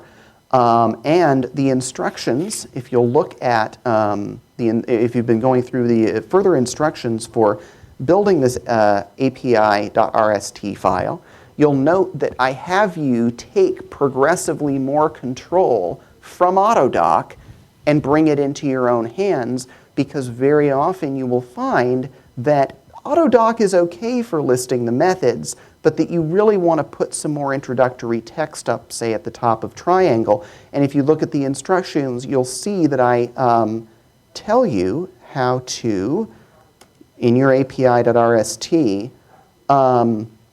both do things like, initially, I was just saying auto module triangle shape, and the triangle class got pulled in without my asking, and the docs were just module doc string and then the class that was inside of it. And the instructions that you have in your printout go into more detail than I can do on the screen right now about the process of backing down off the edge of the cliff, pulling away a little bit from the letting Autodoc be in full control, and setting up just a normal module construct inside of which you then, or immediately after which, you can give it maybe control over the class, or maybe even not give it control over the class, move to fully manual mode, where if the class is going to have any documentation, you're going to need to provide it because it starts out blank, and where you just start typing about the triangle class, and so a student actually already noticed when he was following the instructions that you need to indent methods beneath it, because just like in Python, indentation is how you group things together that belong together. Most Sphinx docs, when you're writing the tutorial or the guide, they just stay at the left margin, except maybe for blocks of code. It's in your API docs that indentation will really bite you. But if you indent consistently with methods beneath the class, then magic happens, because foo, and now we'll get to see if this actually works. My claim is that because foo is indented beneath triangle, my claim now is going to be that Sphinx knows that foo is a method of triangle and will put it in the index as triangle.foo. Live demos. They will be the end of me, and it gives an error. Error in class directive. Members is what you say to Autodoc to get it to include the methods. It's not what you say to the good old-fashioned non-auto, I hit Control P in the wrong window, rebuild. At least this time it did it without error. I reload. I see I have my triangle class and my foo method. If I go, I guess back to my contents and go down to my index, foo is a triangle lib dot shape dot triangle method. And okay, it happens that, and so you can see that because I used module, like modules are so big, they don't make you indent beneath a module, but they do want you to indent inside of a class. And you can see that because I put my method inside of my class through indentation, Sphinx was able to follow the logic that inside of this module lives this class, inside of this class lives this method, and so other parts of the documentation are able to link consistently to it. So there's great stuff there if later you go back through all of the details in that guide, and it'll lead you to do some fun things, taking more and more control over your API docs. But for now, I want us to step back and turn this into a complete system of documentation by adding the tutorial and by adding the little one-page guide. Are you guys looking forward to typing in the tutorial? Look at the example tutorial. It's third to the last chapter, I think. What page is it on, someone? I think it's 15. 15. Okay, that's the instructions for writing it. Where is the thing itself, the example? Oh. Again, right at the end of your doc, the last four, starting on page 19, is the documentation we're trying to create for the triangle module. It consists of a tutorial, chapter 7 here, a guide, chapter 8, and then an API reference that here is called chapter 9. I want you to create tutorial and the guide. Does that sound like fun? Are you looking forward to typing all of this in? In the directory that you copied from me, is there a directory, and this is a real question, I hope it's there. Everyone look, is there a directory inside of Triangle Project called texts? Please raise your hand if there, I'll do it this way. Raise your hand when you found it. When you found the texts directory by doing ls ... or looking in the folder. How many files does it have in it? What are they called? What do you think is inside of them? Who do you think doesn't hate you as much as you think? What I did, because I thought, I can't expect these guys in a 3-hour tutorial and the time limit to type all of this in.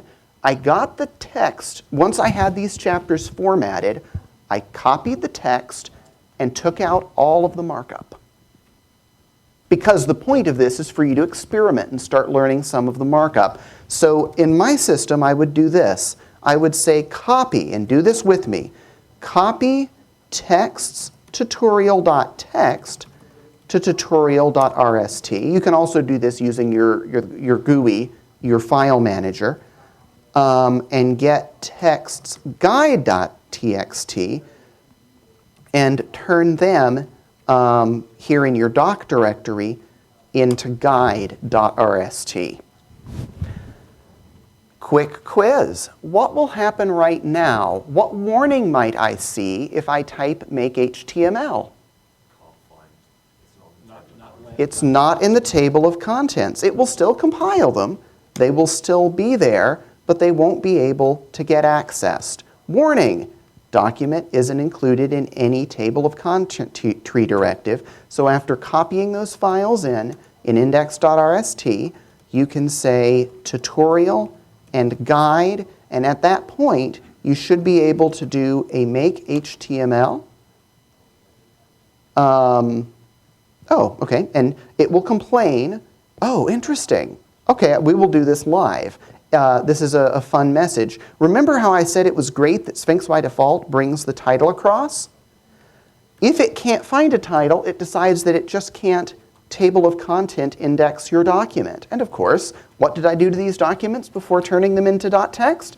I took out all of the markup. So now I will get to illustrate for you what you're going to be doing for about the next 20 minutes just to get you used to doing markup. You're going to go into these unmarked up documents, and you're going to start using your quick reference and making guesses and running make HTML and seeing what works and what doesn't. You're going to go in, and in this case, I'm going to add an underline under what in the printed copy I can see is the title, but isn't a title yet in restructured text. Actually, I will use equal signs. And then I am also going to go into guide.rst and use equal signs. And now when I type make HTML, I hopefully, if I've done that correctly, won't get an error. I'll hit reload, and I will now see that these two documents are available. Very little of it can tell the doc tests because they have 3 chevrons, but it doesn't know any of the other content. What I'm going to do for the moment is I'm going to set you loose. I hope that by giving you the text, you feel that I've pushed you way ahead of where you would be otherwise, because what I want you to do for the next few minutes is to play and to have fun with these different directives. What do you have available? You have the text of tutorial and guide all ready to be marked up. You have a quick reference, and you have little instruction manuals that I've written. Remember, earlier in your handout is a little set of instructions I wrote for what it's like to write this tutorial and what it's like to write the guide. Using those in the quick reference, see if you can start to make this plain, unmarked up text have the indentation. I unindented it, I was cruel, to see if you can get this indented and marked up. Even if in this class all you have time to do is the first 2 or 3 paragraphs, see if you can get things marked up so that they look, when you type make HTML, like they do when they are in the printed version that you have. I'm going to let this run, and this is sort of the main body of the second part of the tutorial. I think that we're going to do this for 20 or 30 minutes, depending on how far I see you guys are making it and whether you look like you're having a blast. What I'm going to do, I'm not, though, going to let you wallow for 20 minutes. I'm going to walk around, see how people are doing, and then about every 5 minutes I'm going to come up and just spend 1 minute doing some markup in front of you, so that any of you who haven't figured out the next step, I'll kind of give it to you. So see how far you can get, but rest assured you're not going to sit here alone and wallowing for the next 20 minutes or 30 minutes. I'm every few minutes going to be getting up to the screen and moving everyone another step forward.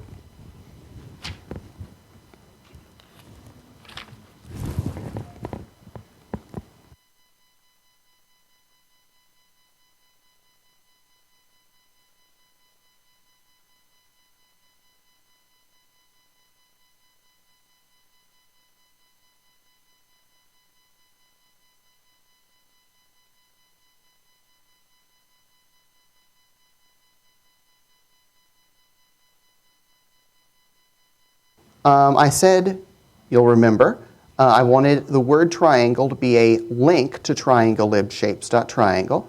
So I spelled it like this, but told restructured text with a tilde that it could hide the first part of the name. And so restructured text put just the word triangle, but it's not clickable. I can't go anywhere by clicking on it, so it failed to actually find the cross-reference.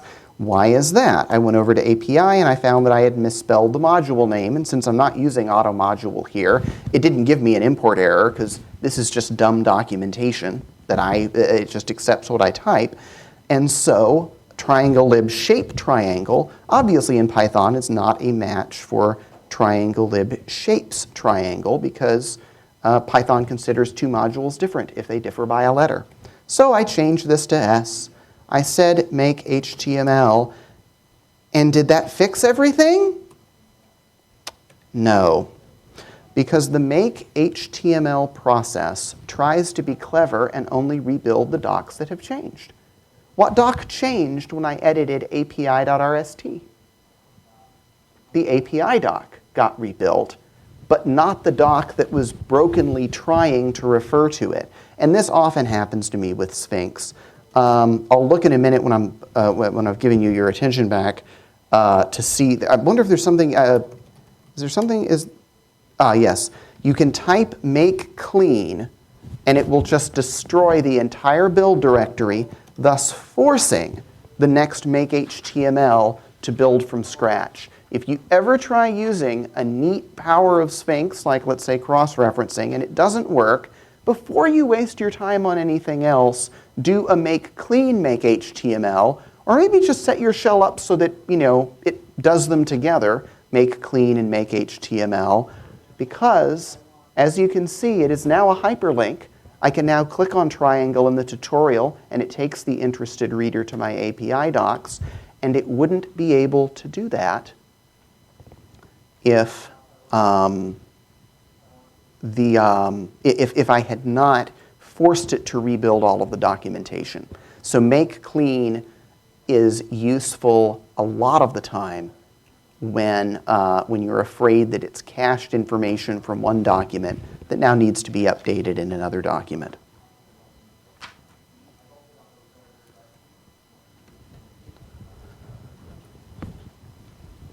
How are you doing at the moment? Are things kind of working? All right.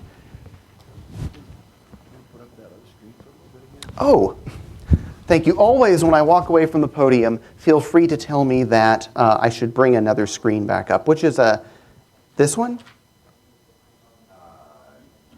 Oh, or another tab of my browser? Which other one? Oh, thank you.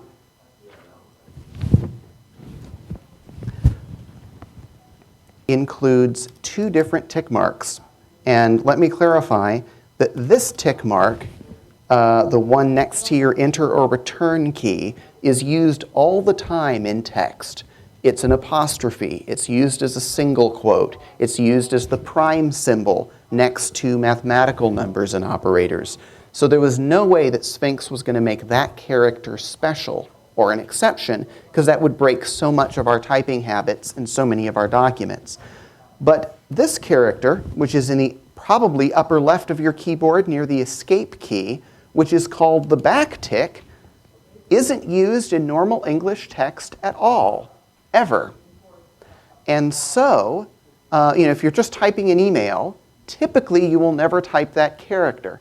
And so Sphinx felt free to override that and have that not be something you can type normally, but have it be a special markup character. And so a lot of this markup that you do in the middle of a paragraph, including the way that I showed you to build URLs when we went through the quick reference earlier, note that that uses backticks around it. Backticks because those are far more likely to stay out of the way of your typing. While I'm up here, I'll go a little farther in formatting the tutorial and note that the correct solution for making this code is first to indent it, but that doesn't completely solve the problem because indenting just makes a block quote, like our friend Euclid, so it looks like a paragraph. It is using a double quote because you're never likely to use that in normal text. That's the special signal to Sphinx to make this a colorized, syntax highlighted block of information. What if you don't want to end the paragraph with a colon? We don't always want to. I might just want to say, consider the following Python program and end with a period. What it lets you do is if you just break the double colon off the end of your paragraph and leave it dangling, Sphinx understands that you want the following block of indented information to be code, but it understands that you don't want a dangling colon out in the middle of the air after your paragraph. And of course, if you want one, you can always just add one in as a literal colon. I mean, it's not trying to say that it's impossible to have a colon sticking out here in the air, but the point is that it won't add it if you break the double colon off separately. Some people even code in a style where they do this because they get tired of trying to maintain that little double colon up at the last line of every paragraph. They hate that if they add a new line of a new sentence to the paragraph, suddenly they have to move the double colon down to keep their code block a block. And so they adopt a style like this where they just always put a little null paragraph here whose only content is the double colon in order to signal the presence of a code block that should be formatted beautifully.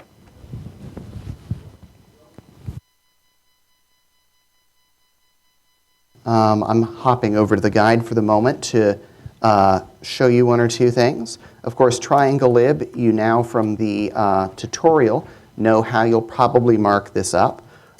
Subtitles, remember, just put any kind of punctuation beneath the next title, and you don't have to have equals and dashes. You can use backticks and plus signs or whatever. I think you can use backticks. So you can plus signs, tildes, whatever you want. Restructured text leaves you in control. It simply assumes that whatever the first kind of underline it sees in the file is, must be the main title's underline. Whatever the second kind of underline it sees, well, that must be the second subsection kind of title you have. You're in complete control of the punctuation, and in fact, it even understands if you both over and under, and some people, I don't do this because I, for some reason, find it ugly, but some people do like the symmetry of putting the lines both above and below. Does that work? Why? Yes, it does. So here I've made this a subtitle simply by choosing a different, doesn't need to be bigger or look less impressive. It just by choosing a different kind of punctuation for this title, it is deduced that it must be a title of a subsection. Many of you have discovered that the that there's two problems that I challenged you with this little list of terms. Let me just do a fresh make HTML and then visit. I'll go back to the table of contents and then down into my guide. Oh, look, out in the table of contents, my little subtitle I made is now showing up. I love this. It's all like magic. But in order to make this like the printout, here are two steps. First, by indenting, and it doesn't matter how far, just like Python officially does not care how far you indent, so restructured text doesn't care. With that little indent, I am creating a dictionary term, dictionary title kind of format, but then I believe in your printout, it is actually, the terms are italicized, which I do here simply by manually putting little asterisks around them to make them italics. Note, one person ran into this, is that, remember, you don't use the double colons for doc test blocks because it understands doc test blocks. Doc tests that is, pasted in sessions from the Python prompt are obviously code because they start with 3 chevrons. No real paragraph would start with 3 chevrons. James Joyce never started a paragraph with 3 chevrons, and he was pretty out there. So because a paragraph in English, and hopefully not in other languages people use with Sphinx, because it can't start with 3 chevrons, you don't use the double colon with this kind of code block, and so you don't even have to indent it if the lines are a bit long and you want to keep them left justified. The chevrons make it safe to put that kind of code example right against the left margin. Still not getting code blocks. So the question was about code blocks. I put a double colon and then anything indented beneath it should become a block of formatted code. Where does my normal text begin again? Wherever my indentation level falls back to being lined up with the paragraph I had before. This means, by the way, that you can have code blocks in, what are they called? What was it called when we indent Euclid? Block quote. Here is a block quote. This is normal text, but we show code too. This is code because of the preceding double colon, but this is normal text because I'm back at the level of indentation of the paragraph that started the block quote. And if I have described the rules to you correctly, and if I've somehow typed that while talking without error, we get a block quote inside of which is a normal paragraph, a code paragraph, and then another normal paragraph. The rule for putting in code is that you put in is that you end a normal text paragraph with a double colon, and then everything is code and will not be touched until you get back to the level of indentation. Because, of course, the programming language that you've pasted into your document might use backtick, mightn't it? It might use any number of weird symbols, and you want all of those symbols to make it through intact into your output. And so the rule is, once that double colon has been reached and indented text starts to appear, it's all copied verbatim. Because it's code, Sphinx can't do any processing on it, because any character in there could be valid code in the programming language you're using.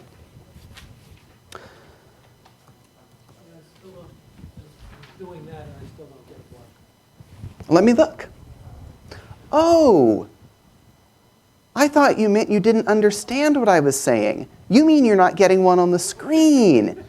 There's get and there's get. Yeah, when he said, man, I'm not getting the block quote, I was like, okay, I will explain it again. You mean get as output. I'm sorry. No. I like it. Okay, show me it as not doing the block quote. so, Oh, it has to have a blank line under it. Because it has to end the paragraph. Another distinction that I need to mention, remember I said, and I didn't point out the significance of this, I said that you start a code block by ending a paragraph with a double colon. Is this point where my cursor is the end of a paragraph?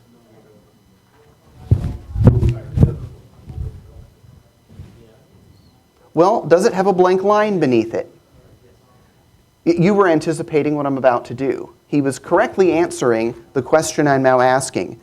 Is my cursor now positioned at the end of a paragraph? No. Paragraphs, just like in old-fashioned emails, are separated by blank lines. The double colon is only special if it ends a paragraph, because only by ending the paragraph, only by being at the end of the paragraph, does it control how the next paragraph, the next indented block of text, is handled.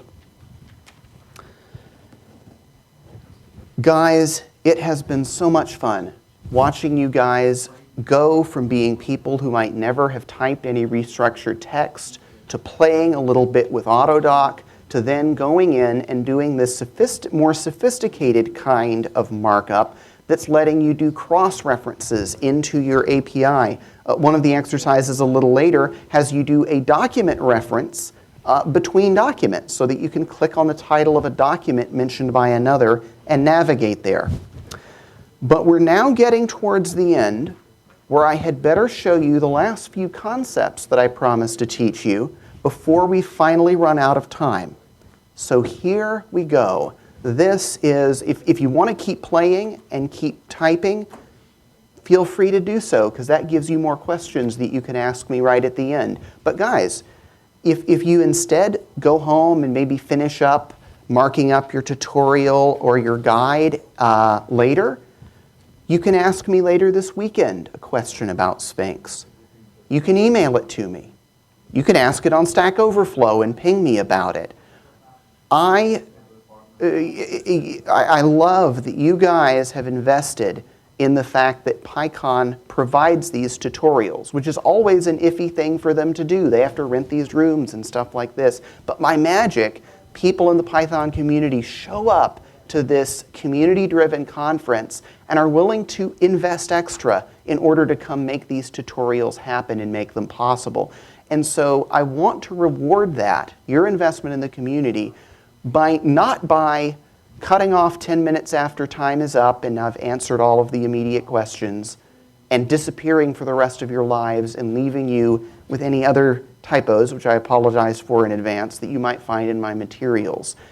I'm doing this today because I want Python programmers to be known as the best people in the industry. We have about 20 minutes left, by the way, and I'll watch that carefully. I want you guys to be the best. I want you guys to show up at workplaces, at schools where you might volunteer, at little organizations you might help out, and I want you to just be able to do magic.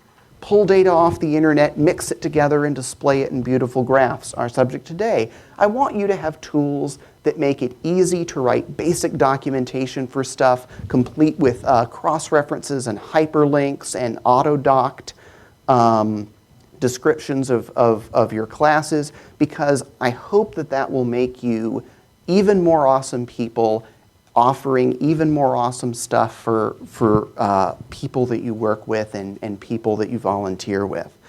And because my goal here is to get this tool being used better and more widely, I'm open to questions whenever. 6 months from now, 8 months from now, feel free to email me a question. Don't think that you need to squeeze a question into our last few minutes here in order to get it answered. If it occurs to you tomorrow, just come ask me, and I'll try to answer it. So with that stipulation having been made, so first, I'll just mention quickly doc tests. My documentation, much as I tried to make it perfect, apparently had at least 2 or 3 bugs in it today, and that's because it wasn't testable. I could misspell meth as method, and nothing flagged or signaled that the bottom of my quick reference was wrong. For when you have code in your file, there is a mechanism to flag errors, and it's called doc test. This will probably fail miserably because of how much I've been playing, and oh, no failures. Seriously? Oh my gosh. Okay, so I apparently have not, as I've been doing live examples, mangled this badly enough. When you say make doc test, and this is available because when you answered those questions and answers during the quick start, you said yes to doc test. If you forgot to or didn't and want to go back later, do you remember where you can go in? Conf.py, which, by the way, is explained if you just go into the Sphinx docs, jump to extensions, jump to Autodoc. The first thing it will say is go into your conf.py and add ext.autodoc. ext.doctest. What doctest does is it searches your code for all of these blocks that have triple chevrons in front, and it runs them. I want you to believe me, so let me introduce an error. 3 plus 3 is not 4. This should now say that I have 13 tests, and it should print out that one of them failed. It got 6, even though I was expecting 4. If you write documentation for your functions like this, then you will know before you distribute the documentation that you have made an error, because if you've typoed this or gone in and changed how the class works and it no longer matches, you'll now get 2 failures. This is really powerful, and this lets you clean up your document and always keep it in sync. Because one of the great problems with a software project is you write the documentation and then the developers run off and keep coding but don't keep the docs up to date, so they cease to reflect how you should actually import and use the API.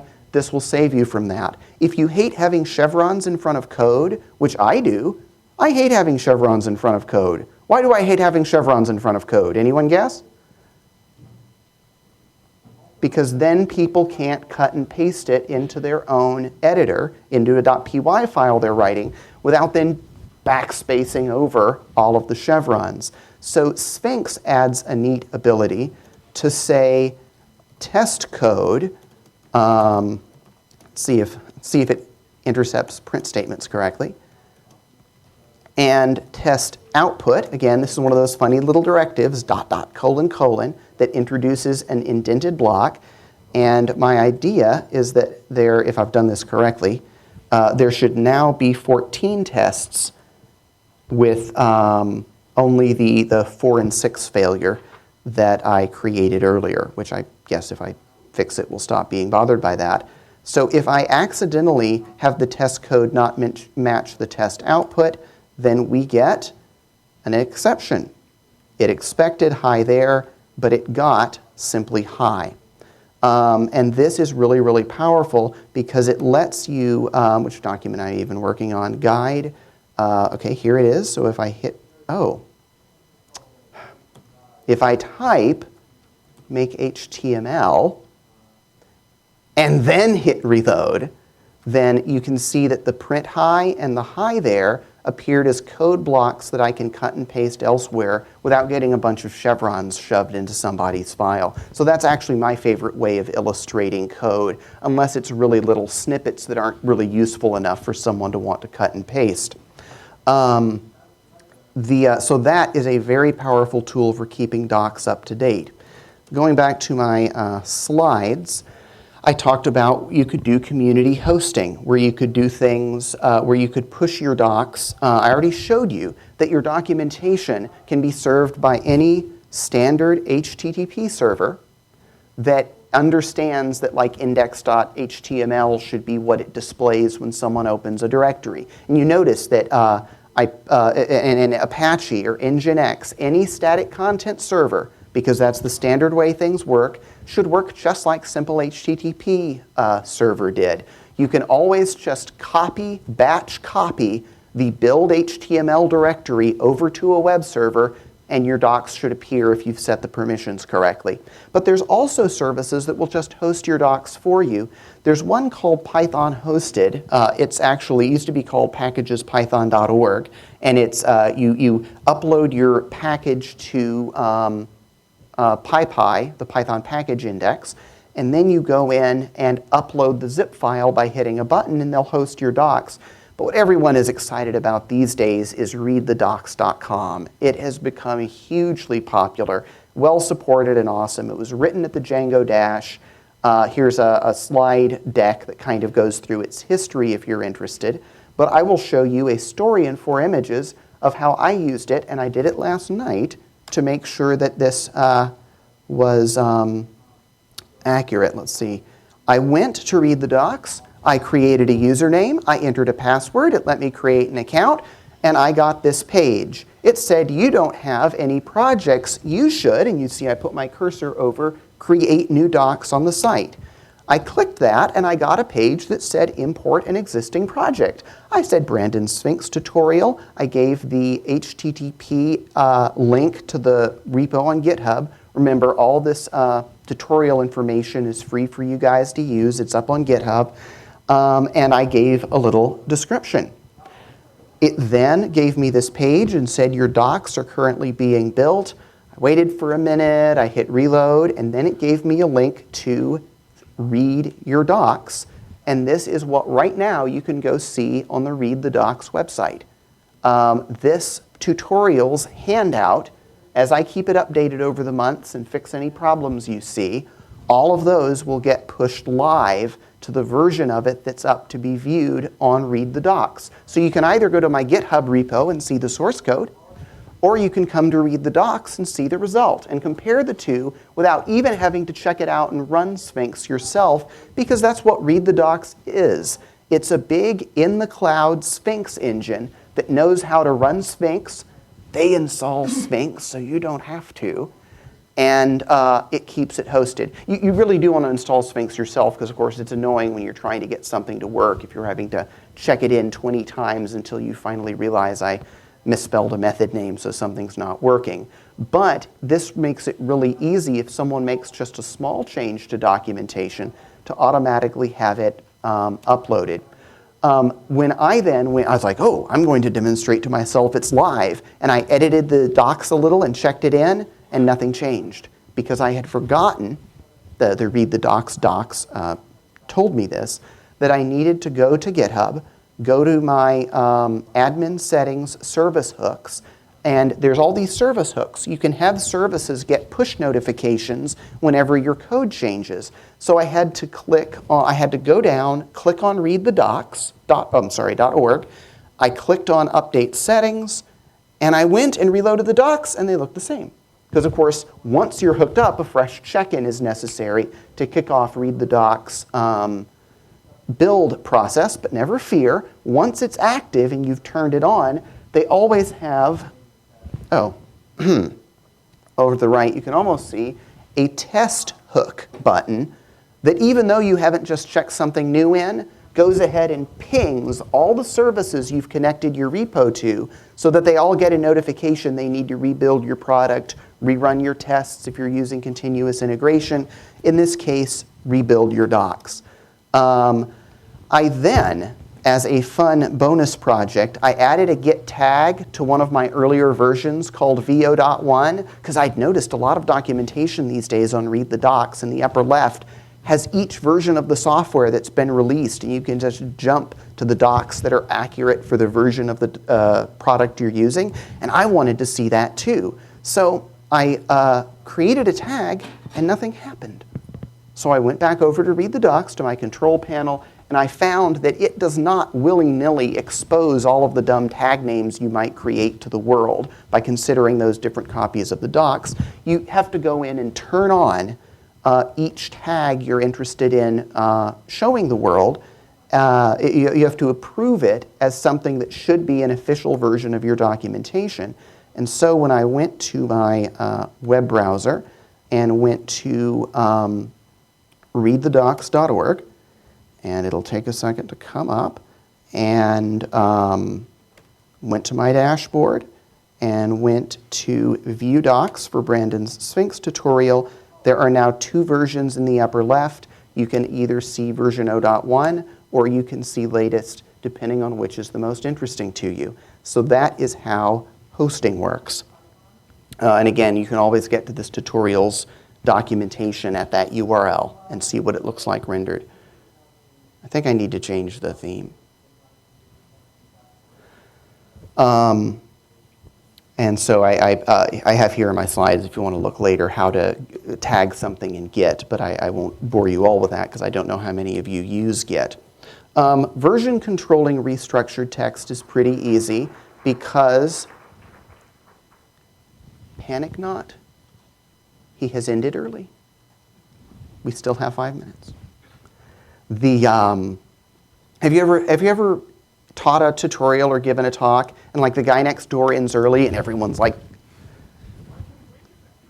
out the door? You know what I should have done? I should have just had you guys applaud me 8 minutes till and panicked him.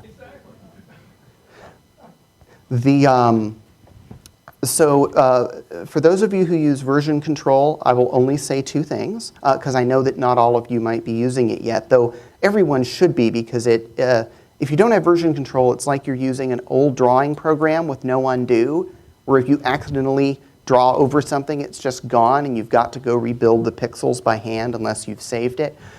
Having version control is like having undo for your documents and programs. If periodically when you finish some work, you're checking it in, you can always get back if it turns out you backspaced over a whole paragraph you had highlighted by accident. Restructured text, generally what you want to do is check in, oh, look how big my build directory is. You'll want to check in the make file, and you'll want to check in static templates and all of your normal files. What you will not want to check in is build, because build is just full of the temporary information that the build process creates. So omit that when you're doing version control.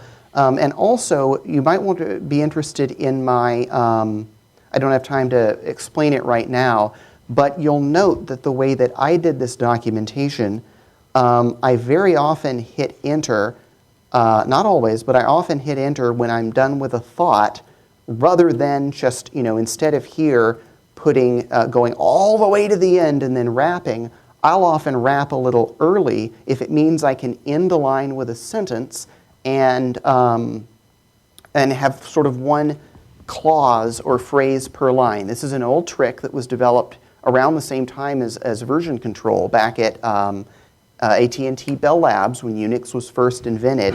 By starting each sentence on a new line, by starting each sentence on a new line, you never get into the situation where all you did is add the word "the" to the end of that line, and now that whole line shows up as different in version control, because all version control sees typically is whether two lines match or not. And or, worse yet, the paragraph is going to stay the same, but you're going to add to the beginning of it, here is what comes next, colon. Well, when you then hit line wrap, this sentence will wrap differently, and the next sentence will wrap differently, and the next sentence will wrap differently, and you will see the entire paragraph as changed in version control because I added those 5 words at the front. If instead I had hit enter after the colon because I'm starting a new thought or idea and used new lines for the semantics, the meaning of what I was typing, then version control won't think the whole thing has changed. Obviously, there's a trade-off here. It'll be a little weirder to read my text file. The paragraphs won't look like a solid wide block if I'm breaking them early to make myself and version control happy. But another benefit of breaking early, if you still find the result readable when you open the restructured text file, a benefit is that a lot of editors, I'm thinking VI, I'm thinking Emacs, make it really quick to throw lines around.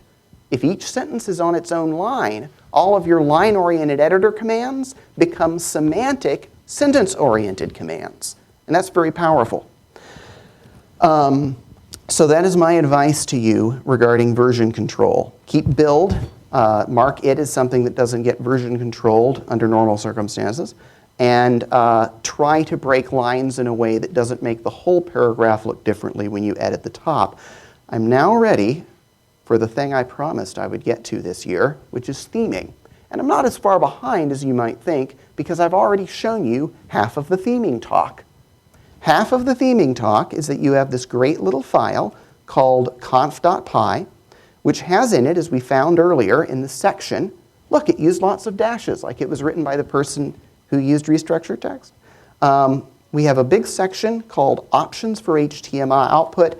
The very first one is HTML theme, and what it does is it lets you name a theme, and your docs will then get built with it. You can go to the Sphinx documentation, and they have a page in the docs on the themes with a little picture of each one. That's a possible option. But in case you're not on the net at the moment that you want to know, and you'll see why I do this in a second, I usually just go look at the code, because, right, this is Python. When we install things, the result is usually not that a big, ugly, opaque DLL gets dumped on our hard drive.